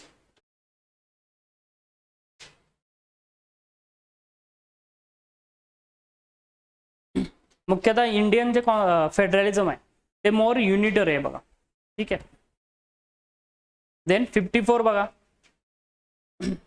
Financial distribution between union and states take place on basis of recommendation of which one of the following. Article 280. ठीक आहे, फायनान्स कमिशन. मुख्यतः क्वासी ज्युडिशियल बॉडी आहे finance commission.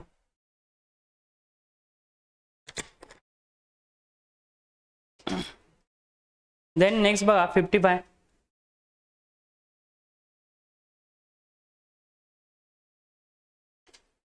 Which of the following subjects come under central government.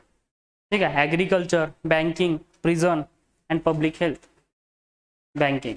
ठीक आहे, मुख्यतः बँकिंगचे rights union गव्हर्नमेंटकडे आहेत, जे 7th शेड्यूल ऑफ कॉन्स्टिट्यूशन आहे आर्टिकल 246 यामध्ये या गोष्टी दिलेल्या.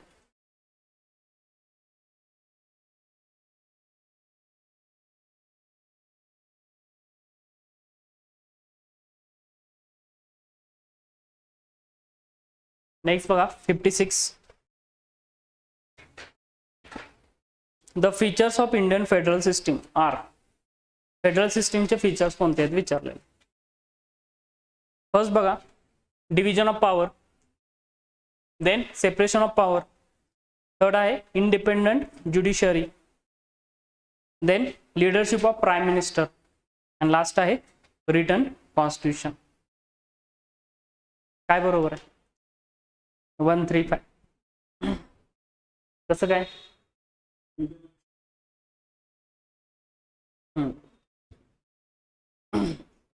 बघा, लॉजिकली ध्यानात ठेवायच्या गोष्टी. ठीक आहे. फेडरल सिस्टीम आणि युनिटरी सिस्टीम वेगवेगळे फीचर आहेत. ठीक आहे. युनिटरी सिस्टीम मध्ये काय आहेत? मुख्यतः ज्या ठिकाणी सेंट्रल गव्हर्नमेंटच्या पॉवर्स वाढत आहेत असे फीचर्स जे आहेत ते युनिटरी गव्हर्नमेंटचे. आणि फेडरल सिस्टीमचे फीचर्स जे आहेत ते म्हणजे ज्या ठिकाणी स्टेटचे पॉवर्स किंवा त्या प्रोटेक्ट होत आहेत ते फीचर्स म्हणजे फेडरल सिस्टीम. ठीक आहे. लॉजिकली ध्यानात ठेवायच्या गोष्टी. आपण पाठ नाहीत करायचा, रट्टा नाही मारायचा, लॉजिकली ध्यानात ठेवा. ठीक आहे. तर फेडरल सिस्टीम स्टेटचे जे पॉवर्स आहेत ते कुठं प्रोटेक्ट होत आहेत? मग डिव्हिजन ऑफ पॉवर मध्ये होत आहेत, कारण 7 शेड्यूल आहे त्यामध्ये पॉवरचं डिव्हिजन केलेलं आहे. ठीक आहे. देन बघा, थर्ड इंडिपेंडंट ज्युडिशरी काय करते? स्टेटचे पॉवर प्रोटेक्ट करते. आणि फिफ्थ आहे रिटन कॉन्स्टिट्यूशन. रिटन कॉन्स्टिट्यूशन आहे त्यामुळे युनियन गव्हर्नमेंटला, पार्लमेंटला पाहिजे तेव्हा ते लगेच चेंज करता येत नाही, अमेंडमेंट त्याला करावी लागते. जे मुख्यतः बघा, लीडरशिप ऑफ प्राइम मिनिस्टर ते कशाचं फीचर आहे? युनिटरी. आणि separation of power. Separation of power कशामध्ये असते? एक्झिक्युटिव्ह, ज्युडिशियरी अँड लेजिस्लेचर यामध्ये नाही येते, EJL. ठीक आहे. Separation of power is between the executive, judiciary and legislature. याचा पार्ट नाही येतो फेडरल सिस्टीम. ठीक आहे. त्यामुळे 135 हे त्याचा आन्सर आहे, डी. आणखी कोणते आहेत बघा फेडरल सिस्टीमचे प्रोव्हिजन? Dual government. ठीक आहे. देन बघा, rigidity of constitution, bicameralism federal सिस्टीमचे फीचर्स आहेत. Independent judicial. इंडिपेंडंट. इंटिग्रेटेड कशाचे? युनियनचे.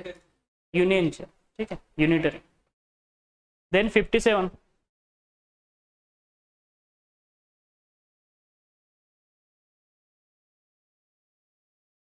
The salient features of government of India act 1935 कोणकोणते आहेत बघा? ऑल इंडिया फेडरेशन आहे का? आहे. प्रोव्हिन्शियल ऑटोनॉमी आहे. थर्ड डायरकी ॲट सेंटर आहे. आणि last abolition of diarchy in the state. Yes, चारी सुद्धा आहे. डी हे त्याचा आन्सर आहे. 1, 2, 3 and 4. नेक्स्ट बघा, who characterise Indian union as federation with centralising tendency. कुणी म्हटलेलं आहे? Yes, Ivor Jennings. Famous statement. Yes, Granville ऑस्टिनचं फेमस आहे कॉपरेटिव्ह फेडरलिझम. ठीक. जी महत्वाचे नाव आहेत बघा ती 4-5 तेवढे त्यांनी कोणते स्टेटमेंट म्हणलेले ते महत्वाचे, ते बऱ्याच अंशी टाकतात. राज्यसेवेला तर असे क्वेश्चन बरेच येतात. हो, बट हे फेमस आहे त्याचं statement. Federation with centralising tendency, Ivor Jennings. ठीक आहे. Then 59 the word secular was added to preamble by 42nd amendment आहे.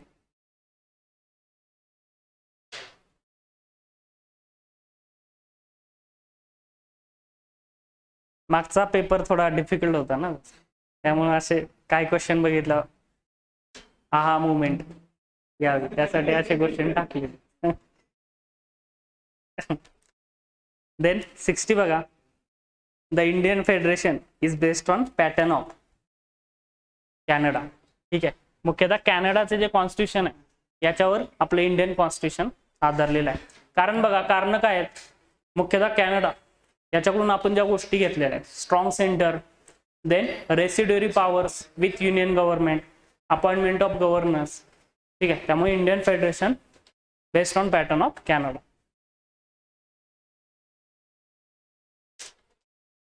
नेक्स्ट बघा 61. Consider following statement. First, it is a duty of center to ensure that the government of every state is carried on its accordance with provision of constitution. Then second, a proclamation imposing precedent rule must be approved by both the houses of parliament within 1 month from the date of its issue. कोणतं correct आहे? Yes, first correct आहे. Article 355 यामध्ये या गोष्टी सांगितलेल्या आहेत. ठीक आहे.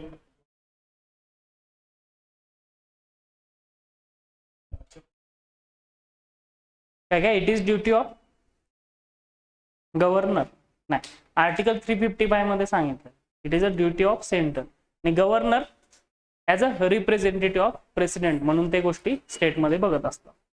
ठीक आहे. It is duty of centre to ensure government of every state carried on according with provision of constitution. आणि सेकंड आहे ते तिथं काय आहे मग, proclamation imposing president rule must be approved by both houses within 2 months.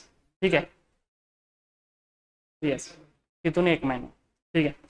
बघा इथं within 2 months पाहिजे. ठीक आहे. Proclamation imposing president rule approved by both houses within 2 months. आणि जर हाऊसेस डिझॉल्व्ह झालेले असले तर ज्यावेळेस ते पुन्हा फर्स्ट मीटिंग होती त्यांची, त्या फर्स्ट मीटिंग नंतर 30 दिवसाच्या आत ते अप्रूव्ह करणं गरजेचं आहे.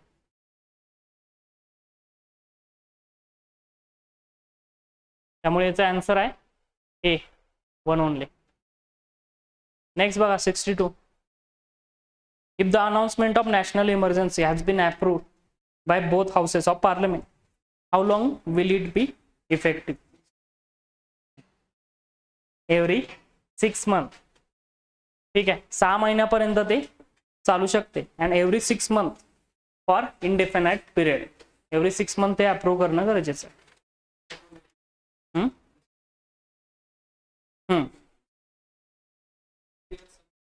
हा 3 years रिअप्रूव्ह करायला. देन 63 बघा.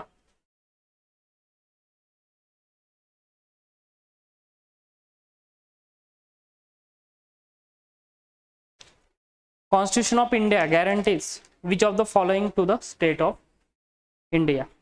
ठीक आहे. आपल्या कॉन्स्टिट्यूशनने खालीलपैकी कोणते गोष्टी जे राज्य आहेत यांना गॅरंटी दिलेले आहेत. Constitution of India guarantees which of the following to state of India? First बघा, territorial integrity, then sovereignty, then right to secede from union and none of the above. Yes, third तर clearly समजते, हे शक्यच नाही. ठीक आहे. तसं झालं असतं तर आतापर्यंत भारताचे किती तुकडे झाले असते. ठीक आहे. त्यामुळे ते तर नाहीये. सॉवरेंटी मुख्यतः बघा आर्टिकल 1 मध्ये सांगितलंय Bharat as a union of state. त्यामुळे हे जे स्टेट्स आहेत त्यांना बाहेर पडायचा अधिकार नाही. ठीक आहे. आणि त्यातूनच सॉवरेंटी ही स्टेटकडे नाहीये. ठीक आहे. आणि आर्टिकल 3 मध्ये सांगितलेलं आहे की इंटरनल रिॲडजस्टमेंट पार्लमेंट करू शकते. म्हणजेच स्टेटना टेरिटोरियल इंटिग्रिटी आहे का? नाहीये. पार्लमेंट ते त्याच्या बॉर्डर चेंज करू शकते, इंटरनल रिॲडजस्टमेंट करू शकते. त्यामुळे none of the above.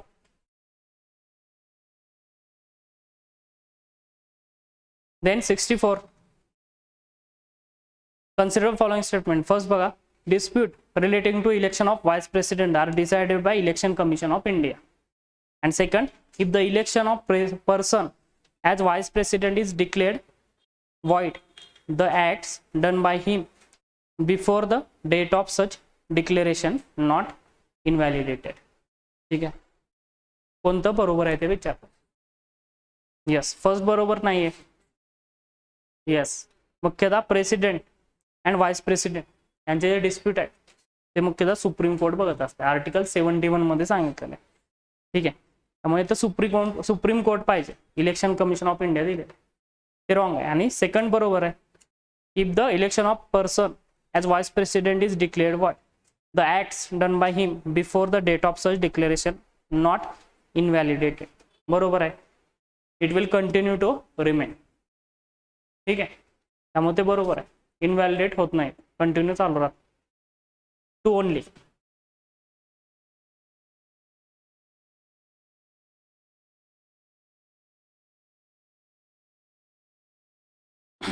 Then बघा 65 with reference to office of speaker of Lok Sabha consider following statement.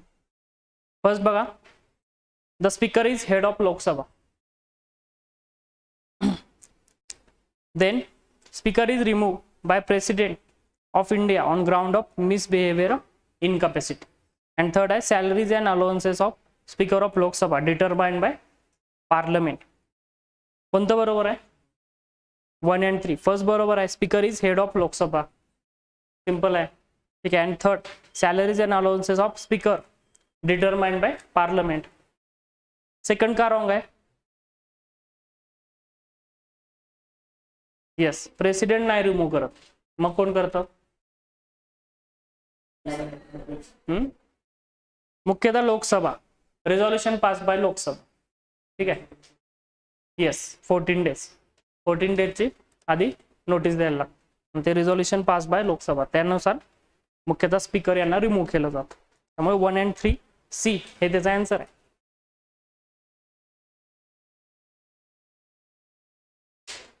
$66 बघा, स्पेशल 66 बघा. Consider the following statements.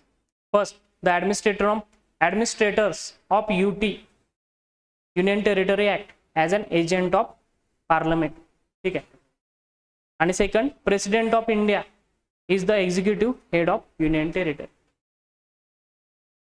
Yes, first बरोबर आहे? नाहीये. मुख्यतः जे ॲडमिनिस्ट्रेटर्स असतात युनियन टेरिटरीजमध्ये ते कुणाचे एजंट असतात? प्रेसिडेंटचे, नॉट ऑफ पार्लमेंट, ठीक आहे. पार्लमेंटचे नाहीये, त्यामुळे तिथे ते स्टेटमेंट रॉंग आहे. आणि president of India executive head of union territory बरोबर आहे.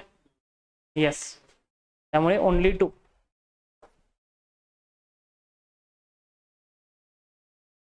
नेक्स्ट बघा 67, with reference to Indian council act of 1861 consider following statement. First बघा, it empowered viceroy to issue ordinances. आणि second, it restored the legislative powers to Bombay and Madras presidencies. ठीक आहे. कोणतं correct आहे? First correct आहे. Yes, पहिलं बरोबर आहे. It empowered viceroy to issue ordinances, ठीक आहे. ऑर्डिनन्सची पॉवर व्हाइसरॉयना दिलेली आहे. इंडियन काउन्सिल ऍक्ट 1861, ठीक आहे. लॉर्ड कॅनिंगने ही गोष्ट सुरू केली होती 1859 ला, आणि त्याला ऑथॉरिटी या ऍक्टने दिलेली आहे 1861. आणि सेकंड आहे, it restored the legislative powers to Bombay and Madras, बरोबर आहे. येस, दोन्ही सुद्धा बरोबर, बोथ 1 and 2.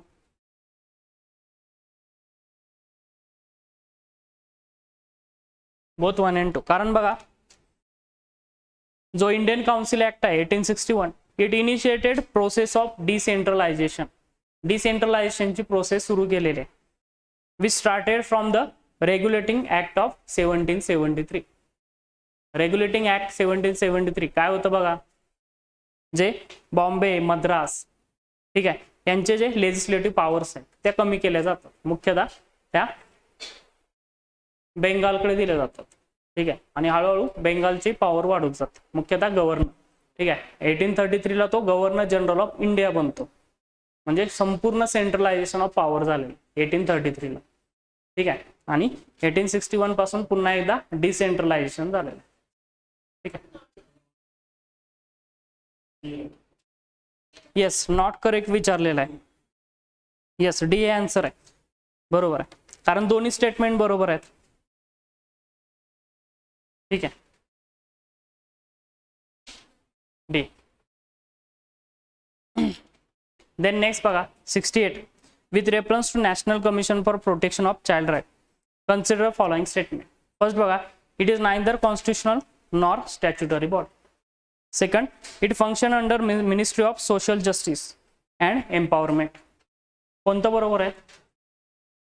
दोन्ही चुकीचे आहेत. कारण पहिलं बघा, स्टॅच्युटरी बॉडी आहे, ठीक आहे. Commission for protection of child right act 2005 यानुसार याची स्थापना झालेली, त्यामुळे स्टॅच्युटरी बॉडी आहे. आणि second, it function under the ministry of women and child development, ठीक आहे. त्यामुळे दोन्ही सुद्धा रॉंग आहे. 68 डी हे आन्सर आहे.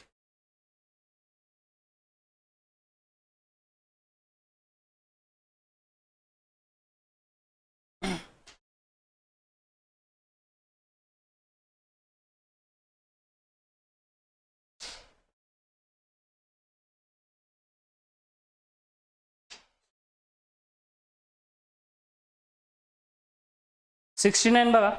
With reference to writs issued by court in India, consider following statement.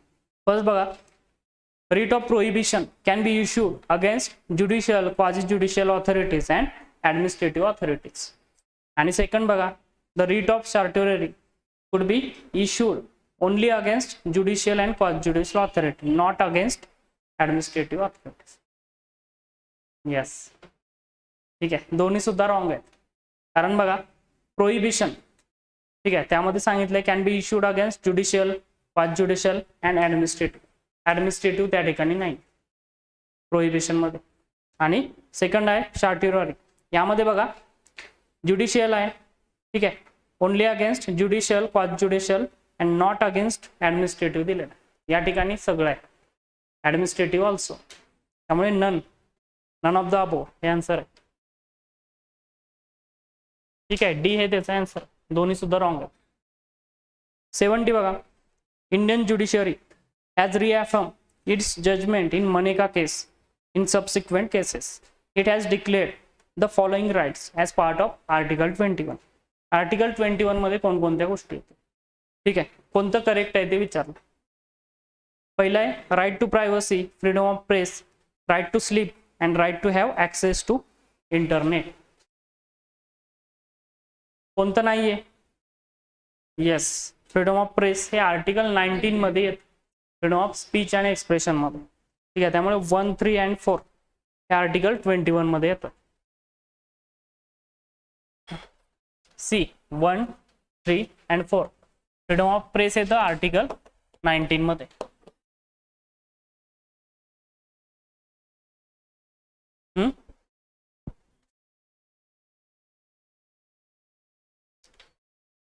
Explanation. Next बघा 71, a legislation which confers on executive or administrative authority and unguided and uncontrolled discretionary power in the matter of application of law violates which one of the following articles of constitution of India. चार आहेत article 13, 15, 14 and 50. काय आहे?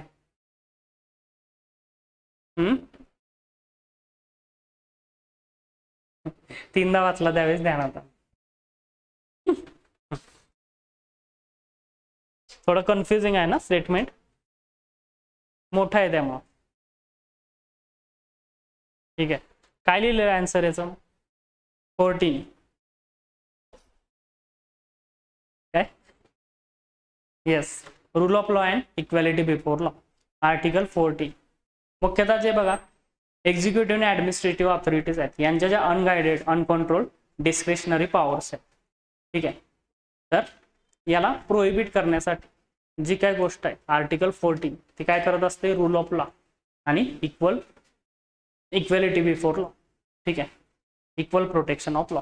Then question 72 बघा, under the constitution the inequitable distribution of material resources violates. चार option आहेत. A right to equality, then DPSP, right to freedom and concept of welfare. Yes, directive principle of state policy.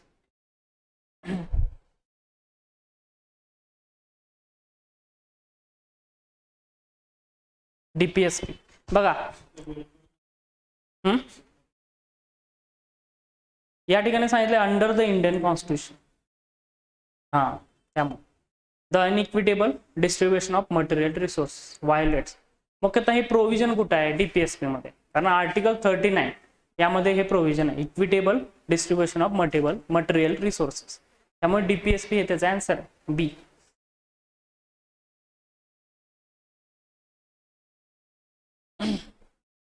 Preamble असतं तरी DPSP, कारण मग तो conflicting debate झाला असता, statement झाला असता.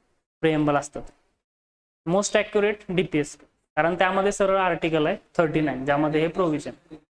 हां, देन बघा 73, what is the position of right to property in India. Simple आहे क्वेश्चन. ठीक आहे, राईट टू प्रॉपर्टी काय आहे? लीगल राईट आहे आणि कॉन्स्टिट्युशनल राईट 1 and 2. ठीक आहे, तो फंडामेंटल राईट नाही आणि it is part of basic structure of constitution. हे सुद्धा चुकीचं आहे. 44th अमेंडमेंटने बघा मुख्यतः तो आधी फंडामेंटल राईट होता, right to property. In article 19(1)(f) तो आर्टिकल 300A मध्ये टाकलेला आहे, म्हणजे तो कॉन्स्टिट्युशनल राईट झालेला आहे, नॉट अ फंडामेंटल राईट. त्यामुळे हे त्याचा आन्सर आहे.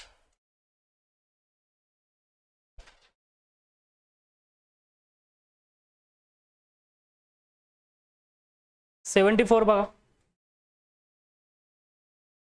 The protection against arrest and detention under article 22 of constitution is not available to. कुणाला नसतं. ठीक आहे, बघा 4 ऑप्शन आहेत. An enemy alien, then a person detain under preventive detention law, then a foreigner, and last आहे overseas citizen of India. कोणाला नाहीये? 1 and 2. Enemy एलियनला नाहीये आणि person detain under preventive detention law या दोघांना, ठीक आहे, protection against arrest and detention under article 22 नाहीये. फॉरेनर तर आहे कन्फर्म, कारण बघा 15, 16, 19, 29, 30 फक्त इंडियन नाही, बाकीचे सगळे फॉरेनर्सला सुद्धा आहे. आर्टिकल 22 त्यामध्ये आहे फॉरेनरला, आणि ओव्हरसीज सिटीजन याला सुद्धा आहे. येस, त्यामुळे ए हे त्याचा आन्सर आहे 1 and 2.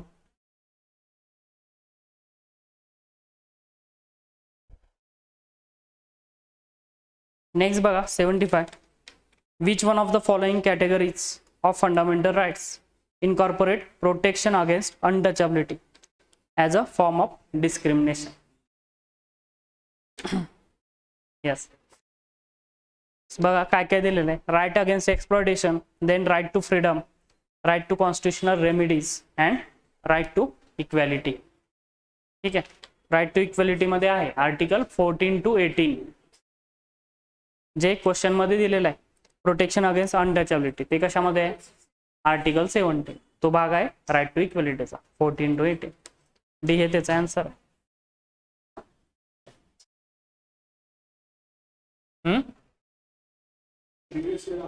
आलेला आहे का? देन बघा 76, which of the following parts of constitution of India reflect principles and provisions of universal declaration of human right.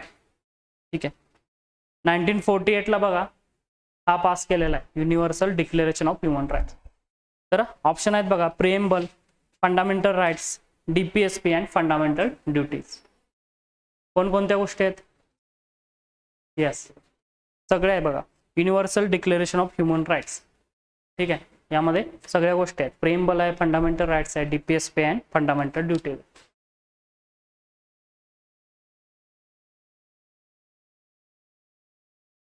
D answer आहे. Then 77, which part of constitution of India declares the ideal of welfare state. Preamble आणि DPSP मध्ये काय जणांचं confusion होत असेल ना? ठीक आहे, बघा मुख्यतः DPSP मध्ये सोशिओ इकॉनॉमिक वेलफेअरच्या रिगार्डिंग डायरेक्टिव्ह प्रिन्सिपल दिलेले आहेत टू द स्टेट्स. त्यामुळे मुख्यतः आयडियल ऑफ वेलफेअर स्टेट हे DPSP मधून रिफ्लेक्ट होतं. ठीक आहे, त्यामुळे ए DPSP आहे त्याचा आन्सर.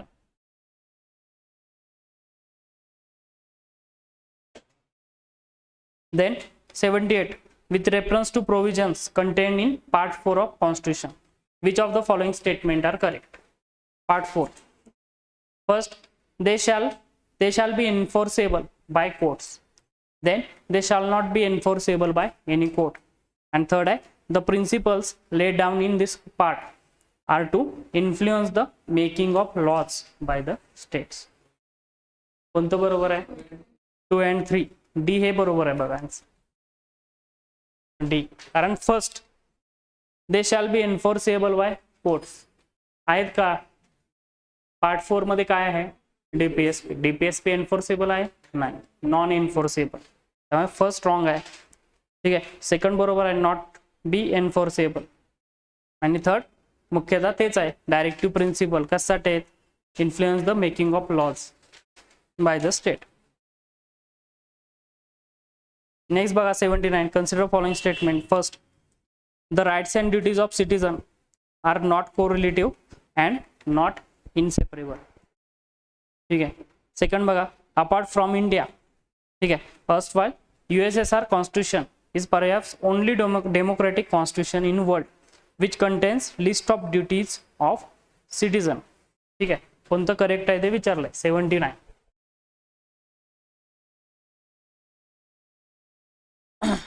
फर्स्ट बरोबर आहे, rights and duties of citizen not correlative and not inseparable. Wrong आहे. ठीक आहे. बिकॉज बघा, राइट्स अँड ड्युटीज दोन्ही सुद्धा कोरिलेटिव्ह आहे आणि इनसेपरेबल आहे. तिथं नॉट त्यांनी दिलेलं आहे. कोरिलेटिव्ह आहे दोन्ही सुद्धा. आणि सेकंड, अपार्ट फ्रॉम इंडिया, त्या ठिकाणी USSR दिलेलं आहे. ठीक आहे.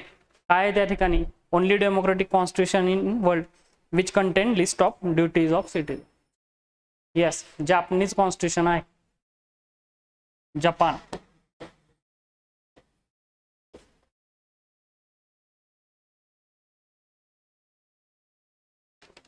ठीक आहे. जापनीज कॉन्स्टिट्यूशन घेतलेलं आहे USSR कडून, त्यामुळे कन्फ्युजन झालं असेल. ठीक आहे. घेतलेला आहे USSR, but USSR democratic country आहे का, त्याच्यावरून क्वेश्चन आहे. सोशलिस्ट कंट्री आहे. ठीक आहे.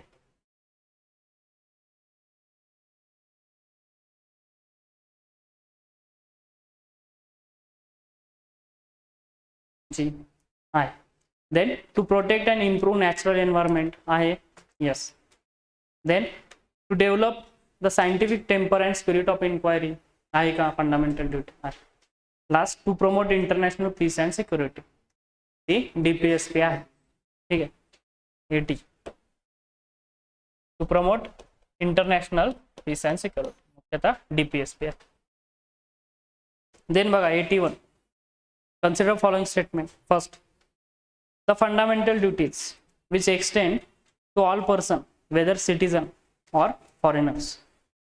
And second, the fundamental duties are non justiciable. foreigners ला नाही फंडामेंटल ड्युटी, फक्त सिटीजन ला. ठीक आहे. Fundamental duties are non justiciable. ठीक आहे. DPSP fundamental duties. ठीक आहे. मुख्यतः नॉन जस्टिसेबल. ओनली 2 हे त्याचा आन्सर.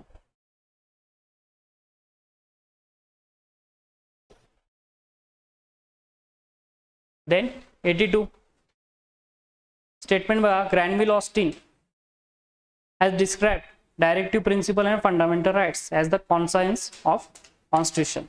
And second आहे, directive principle along with fundamental rights contain philosophy of constitution and is the soul of the constitution. कोणतं बरोबर आहे, नाही माहिती. कुणी, ग्रॅनविल ऑस्टिन. दोन्ही. Granville Austin describe DPSP directive principle and fundamental rights conscience of constitution. आणि second काय, directive principle along with fundamental rights contain philosophy of constitution. ठीक आहे.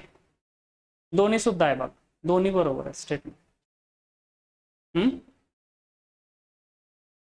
कुठलं, ग्रॅनविल ऑस्टिन. आणि सेकंड जे स्टेटमेंट आहे ते काय, दोन्ही आहे ना. यस, दोन्ही बरोबर आहे. C, both 1 and 2.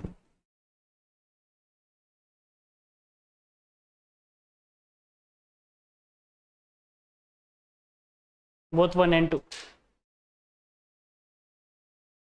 83 बघा, consider following statement. First, fundamental rights resembles the instrument of instruction enumerated in Government of India Act 1930. ठीक है. And second, directive principles are rightly described as the Magna Carta of India. कोणतं correct आहे? दोन्ही wrong आहेत, interchange केलेलं आहे. ठीक आहे. मॅग्ना कार्टा कशाला म्हटलेलं आहे? Fundamental rights.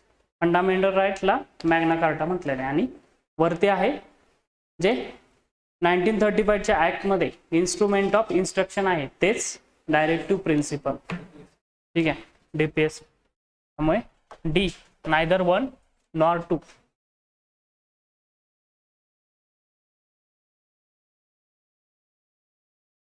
Then 84, consider following statement about Election Commission of India. First बघा, the Constitution has prescribed qualification of members of Election Commission. Then second, the Constitution has not debarred the retiring election commissioners from any further appointment by government. आणि third आहे, the Constitution has not specified term of members of Election Commission. कोणतं बरोबर आहे?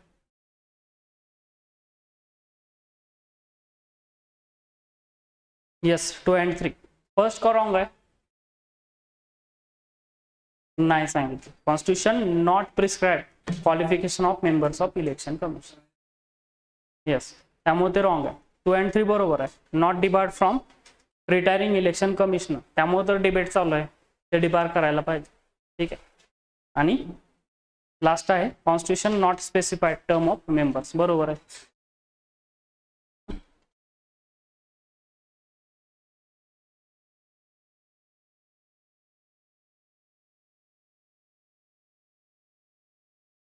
Next बघा 85, with reference to state election commission consider following statement.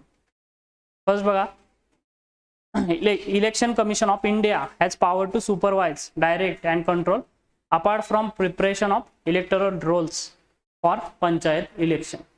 And second आहे election commissioner of state would be appointed by governor. Yes, कोणतं बरोबर आहे statement?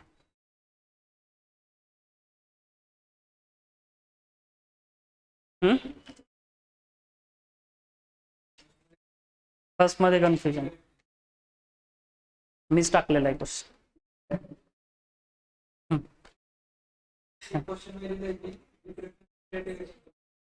हां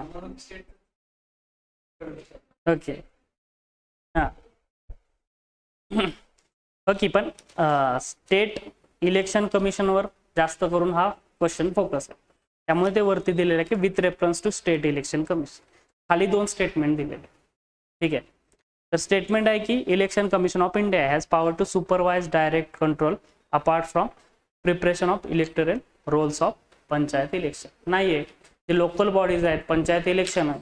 ठीक आहे, याचं सुपरवाइज कोण करतं? State election commission, not election commission of India. ठीक आहे, त्यामध्ये रॉंग आहे. आणि सेकंड बरोबर आहे बघा, election commissioner of state would be appointed by governor. Governor appoint करतो, त्यामुळे बी हे बरोबर आहे. 2 ओनली.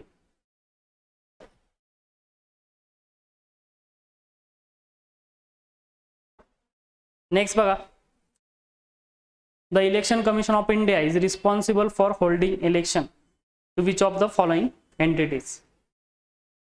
फर्स्ट आहे स्टेट लेजिस्लेचर, सेकंड आहे लोकल बॉडीज अँड थर्ड आहे office of vice president. Yes, कशाचे इलेक्शन करतात? First and third, state legislature and office of vice president. Local बॉडीचं आपण बघितलं मुख्यतः स्टेट इलेक्शन कमिशन. आर्टिकल 324, 324 यामध्ये सांगितलेलं आहे की इलेक्शन कमिशन ऑफ इंडिया कोणकोणते इलेक्शन घेते? Parliament, state legislative assembly, president and vice president. ठीक आहे, त्यामुळे सी 1 and 3. नेक्स्ट बघा,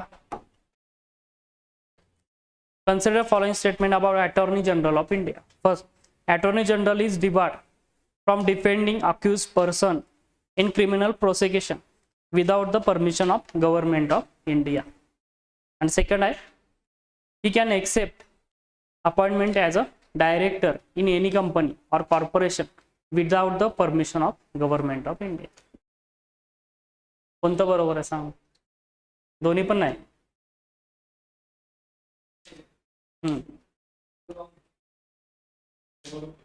फर्स्ट पण रॉंग.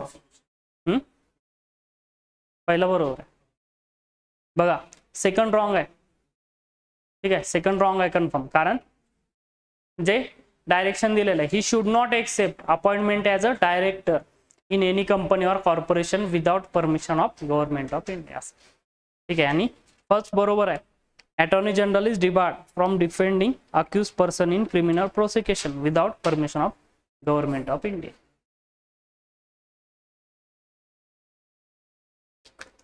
फर्स्ट मिनिंग बघा, आपण काय म्हणतो, अटॉर्नी जनरल मुख्यतः कसे आहेत, ते जे गव्हर्नमेंट ऑफिसर यामध्ये गणले जात नाही. ठीक आहे. म्हणजे ते प्रायव्हेट प्रॅक्टिस करू शकतात.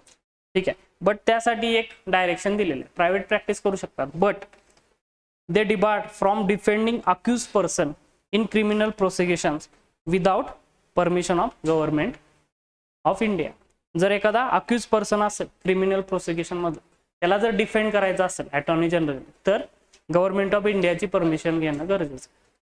लीगल प्रॅक्टिस स्वतःची करू शकतात, but with certain conditions.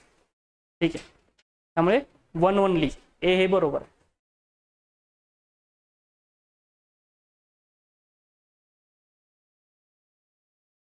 Next बघा 88. Which of the following constitutional offices not having the same removal procedure as in manner of removal of judge of high court. not having विचारलं, म्हणजे जज of high court यांची जी removal procedure त्यांच्यासारखी कोणाची नाहीये. ठीक आहे. ऑप्शन दिले आहेत बघा, कॅग, देन सेकंड आहे advocate general of state, and third आहे चेअरमन ऑफ UPSC. कोणाची नाहीये?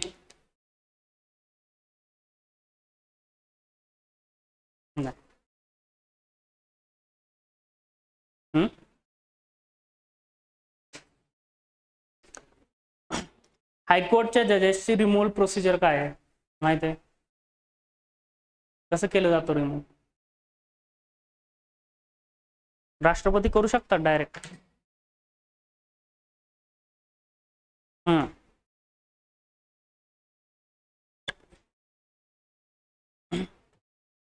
It should be passed with special majority in both houses, Lok Sabha आणि Rajya Sabha. Then assent of president आणि त्यानंतर रिमूव्हल आहे. ठीक आहे. जे सेम सुप्रीम कोर्ट जजेस आहे तसंच हायकोर्ट जजेस आहे. आणि तीच प्रोसिजर कोणाला फॉलो केली जाते ती म्हणजे कॅग यांना. कॅग यांना यातलं फक्त कॅगच आहे. ठीक आहे. बाकीचे दोन नाही आहेत. जे ॲडव्होकेट जनरल ऑफ स्टेट आहे, हां, ही holds office on pleasure of governor. आणि जे चेअरमन ऑफ UPSC आहे त्यांना प्रेसिडेंट रिमूव्ह करू शकतात. त्यासाठी ती प्रोसिजर लागत नाही. ठीक आहे. बघा, जे हायकोर्टची रिमूव्हल, हायकोर्ट जजेसची रिमूव्हल प्रोसिजर आहे, दोन्ही हाऊसेसमध्ये स्पेशल मेजॉरिटीने बिल पास करायला लागतं. ठीक आहे. आणि देन प्रेसिडेंटने पाठवलं जातं. म्हणजे जी सुप्रीम कोर्ट जजेस, हायकोर्ट जजेस सेम प्रोसिजर आहे, वेगळी नाही. ठीक आहे. आणि बघा, जे कॅग आहेत, कॅग यांना सुद्धा सेम प्रोसिजर फॉलो केली जाते. दोन्ही हाऊसेसची स्पेशल मेजॉरिटी या ठिकाणी लागते.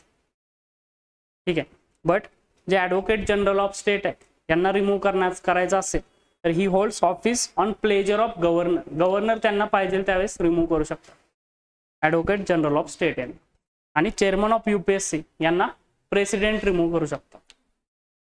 ठीक आहे. त्यासाठी ती प्रोसिजर लागत नाही जी हायकोर्ट जजेसना लागते पार्लमेंटमध्ये.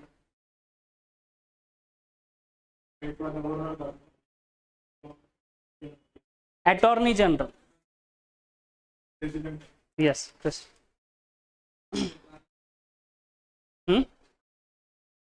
काय नाही, प्रेसिडेंट करतो.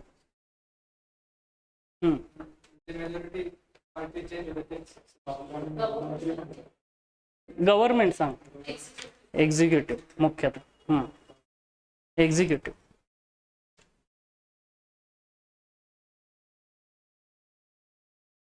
त्यामुळे 2 and 3 हे त्याचा आन्सर. नेक्स्ट बघा 89. Which of the following are limitations on sovereignty of Indian parliament. ठीक आहे. कोणकोणतं आहे? Fundamental rights, judicial review, written constitution. तिन्ही सुद्धा आहे बघा. कारण फंडामेंटल राईट्स काय करते? मुख्यतः लोकांचे ते राईट्स प्रोटेक्ट करते. पार्लमेंट एवढ्या सहजासहजी चेंजेस करू शकत नाही. Judicial review, separation of power आणि रिटर्न कॉन्स्टिट्यूशन, तिन्ही सुद्धा आहे limitation on sovereignty of parliament. Then 90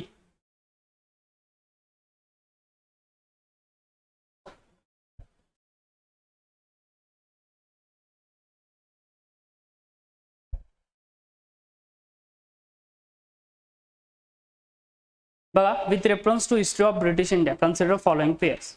acts दिलेले आहेत, ठीक आहे. 1919 ऍक्ट दिलेला आहे डायरकी ॲट द सेंटर.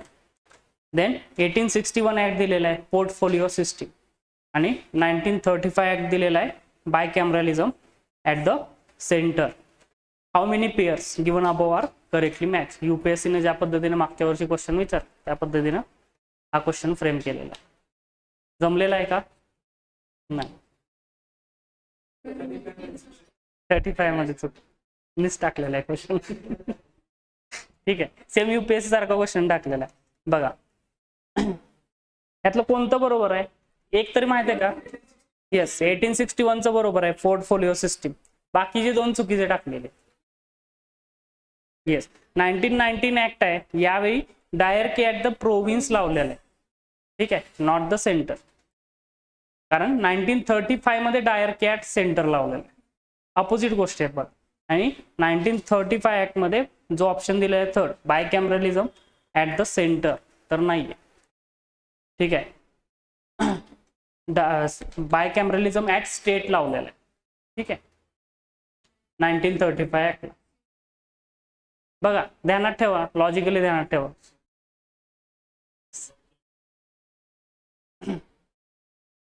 बघा 1919 चा जो ऍक्ट आहे, यावेळी प्रोव्हिन्सेस मध्ये डायरकी लावली. डायरकी म्हणजे काय? दुहेरी राज्य व्यवस्था. ठीक आहे, आणि बायकॅमरलिझम कुठं लावलेला आहे? सेंटरमध्ये. बरोबर आहे. आणि ज्यावेळेस 1935 ऍक्ट होता त्यावेळेस दोन्ही गोष्टी इंटरचेंज होतात. काय होतं? सेंट्रलमध्ये डायरकी लावला जातो आणि बायकॅमरलिझम काही स्टेटमध्ये लागू केला जातो. म्हणजे लॉजिकली असं ध्यानात ठेवायचं. ठीक आहे, आणि का 1935 ला डायरकी सेंटरला आणला जातो आणि इथला डायरकी प्रोव्हिन्सेसचा तो डिस्ट्रॉय केला जातो, थांबवला जातो. कारण का? या ठिकाणी प्रोव्हिन्शियल ऑटोनॉमी दिलेली असते 1935 ऍक्ट मध्ये. ठीक आहे, प्रोव्हिन्शियल ऑटोनॉमी दिली म्हणजेच काय? डायरकी थांबली. ठीक आहे, दुहेरी राज्य व्यवस्था. त्यामुळे ओनली वन पेयर ए हे बरोबर.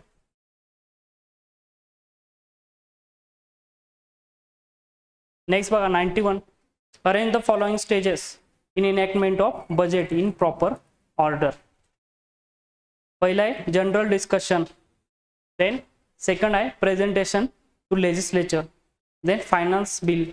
Then voting of demand for grant. आणि लास्ट आहे ॲप्रोप्रिएशन बिल. यस, काय लिहिलेलं आहे? डी. कसं? ठीक आहे, येस. आम्ही नाही बनवलं, एवढं सिंपल नाही. ठीक आहे, नाही सरांना. ठीक आहे, बघा डी पहिला आहे. काय आहे पहिलं? येस, प्रेझेंटेशन टू लेजिस्लेचर हे पहिलं येतं. देन येतं जनरल डिस्कशन. देन येतं voting of demand for Grant. ठीक आहे, देन येतं ॲप्रोप्रिएशन बिल आणि सर्वात शेवटी आहे फायनान्स बिल. ठीक आहे, डी हे त्याचा आन्सर आहे. देन बघा 92 Balwantrao Mehta committee was committee on. कशावरची कमिटी होती? फर्स्ट आहे कम्युनिटी डेव्हलपमेंट प्रोग्राम. देन आहे पंचायती राज इन्स्टिट्यूशन. देन आहे administrative arrangement for rural development. आणि थर्ड लास्ट आहे डेमोक्रॅटिक डिसेंट्रलायझेशन. कन्फ्युजिंग स्टेटमेंट आहेत सगळे सेम वाटते. 1957 ला बलवंतराव मेहता कमिटी अपॉइंट केलेली. मुख्यतः अपॉइंट कशासाठी केलेले आहे बघा? ती केलेले आहे कम्युनिटी डेव्हलपमेंट प्रोग्रामसाठी. आणि त्यांनी जी रिकमेंडेशन दिल्या त्या ह्या बाकीच्या आहेत. मग त्यामध्ये या सुद्धा गोष्टी आहेत, पंचायत राज सुधारा, या करा त्या. मुख्यतः मोठं काय होता? Community development programme. त्यासाठी बलवंतराव मेहता कमिटी अपॉइंट केली 1957.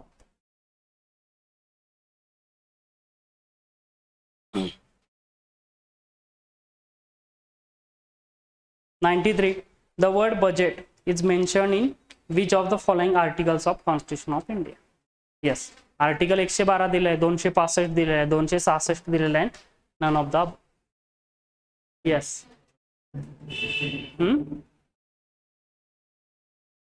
नाही, none of the above. Article 112 मध्ये अॅन्युअल फायनान्शियल स्टेटमेंट असा शब्द दिलेला, बजेट शब्द कुठंच नाही. ठीक आहे, त्यामुळे D. Then 94. Consider following statement about Rajya Sabha. First बघा, Rajya Sabha can reject money bill. Then second, Rajya Sabha cannot make recommendation on money bill. Third बघा, Rajya Sabha cannot reject a money bill. And last आहे, Rajya Sabha should return money bill to Lok Sabha within 14 days. कोणतं बरोबर आहे ते विचारलं. First बरोबर आहे, Rajya Sabha can reject money bill.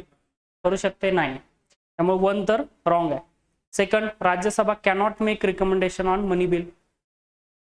Wrong आहे, रिकमेंडेशन करू शकते बट ते ऐकायचं का नाही ते लोकसभेवर. ठीक आहे, त्यामुळे ते सुद्धा रॉंग. 3 आणि 4 बरोबर आहे बघा, option C. 3 and 4. Rajya Sabha cannot reject money bill, reject करू शकत नाही, आणि should return money bill to Lok Sabha within 14 days. हे प्रोव्हिजन. ठीक आहे. देन 95 बघा,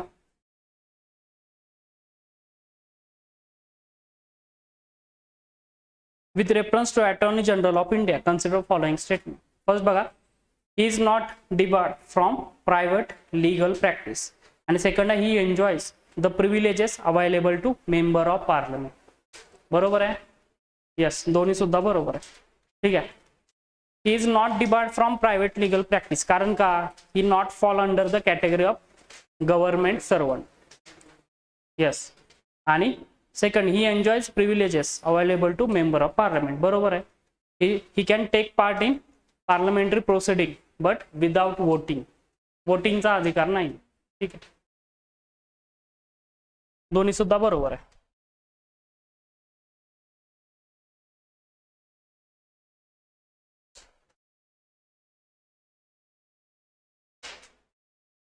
(96) with reference to various commissions bodies, consider following pairs. ठीक आहे, बघा, सेंट्रल इन्फॉर्मेशन कमिशन दिलेलं आहे, मिनिस्ट्री दिलेलं आहे, ministry of home affairs.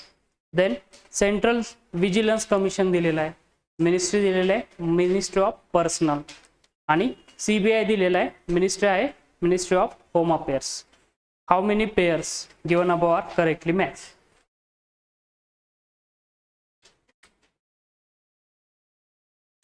जमलाय? Only 1 pair, पुन्हा त्याचा आन्सर. ठीक आहे, ए, ओनली 1 पेयर. बघा, यातलं जे सेकंड आहे CVC, सेंट्रल विजिलन्स कमिशन, तेच बरोबर आहे, मिनिस्ट्री ऑफ पर्सनल. ठीक आहे. देन CIC जे आहे, सेंट्रल इन्फॉर्मेशन कमिशन, ते सुद्धा मिनिस्ट्री ऑफ पर्सनलच आहे पहिलं, आणि शेवटचं CBI हे सुद्धा मिनिस्ट्री ऑफ पर्सनलच्याच अंडर येतं. ठीक आहे, तिन्ही सुद्धा मिनिस्ट्री ऑफ पर्सनल आहे. ठीक आहे, CIC, CVC and CBI. Only 1 pair. Then बघा 97.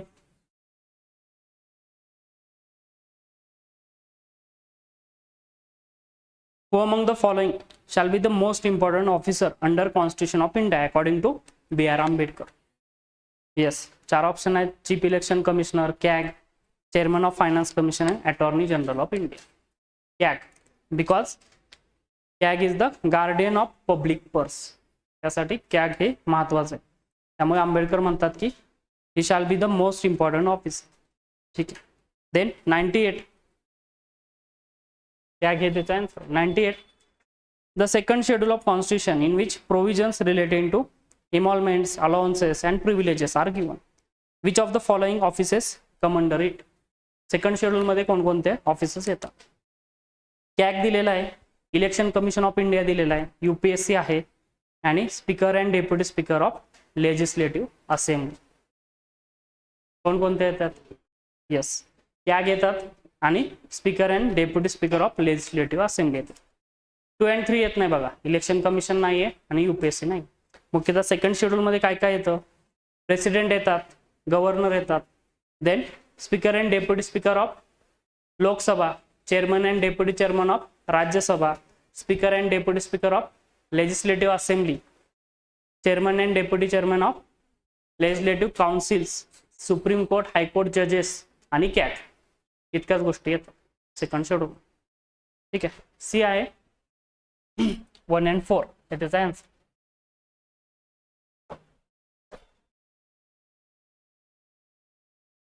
$99 बघा. If the speaker of legislative assembly of state wants to resign, he will give his resignation to deputy speaker. Article 179 मध्ये सांगितलेलं आहे.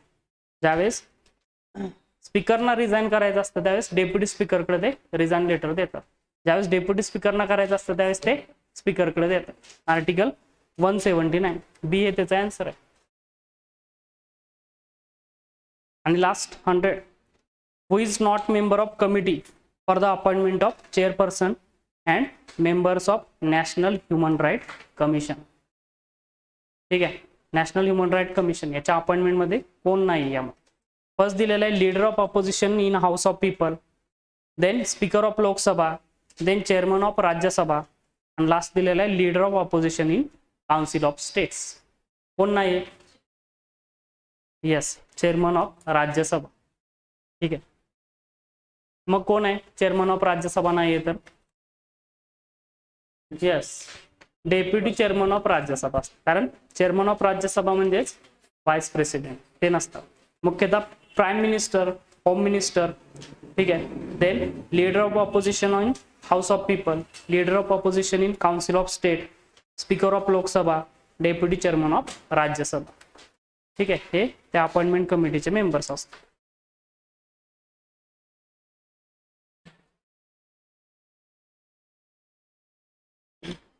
पेपर कव्हर झालाय सगळ्यांचा? किती अटेम्प्ट केला? 84, 94 सगळे. वा, 74 चांगलाच काढला होता.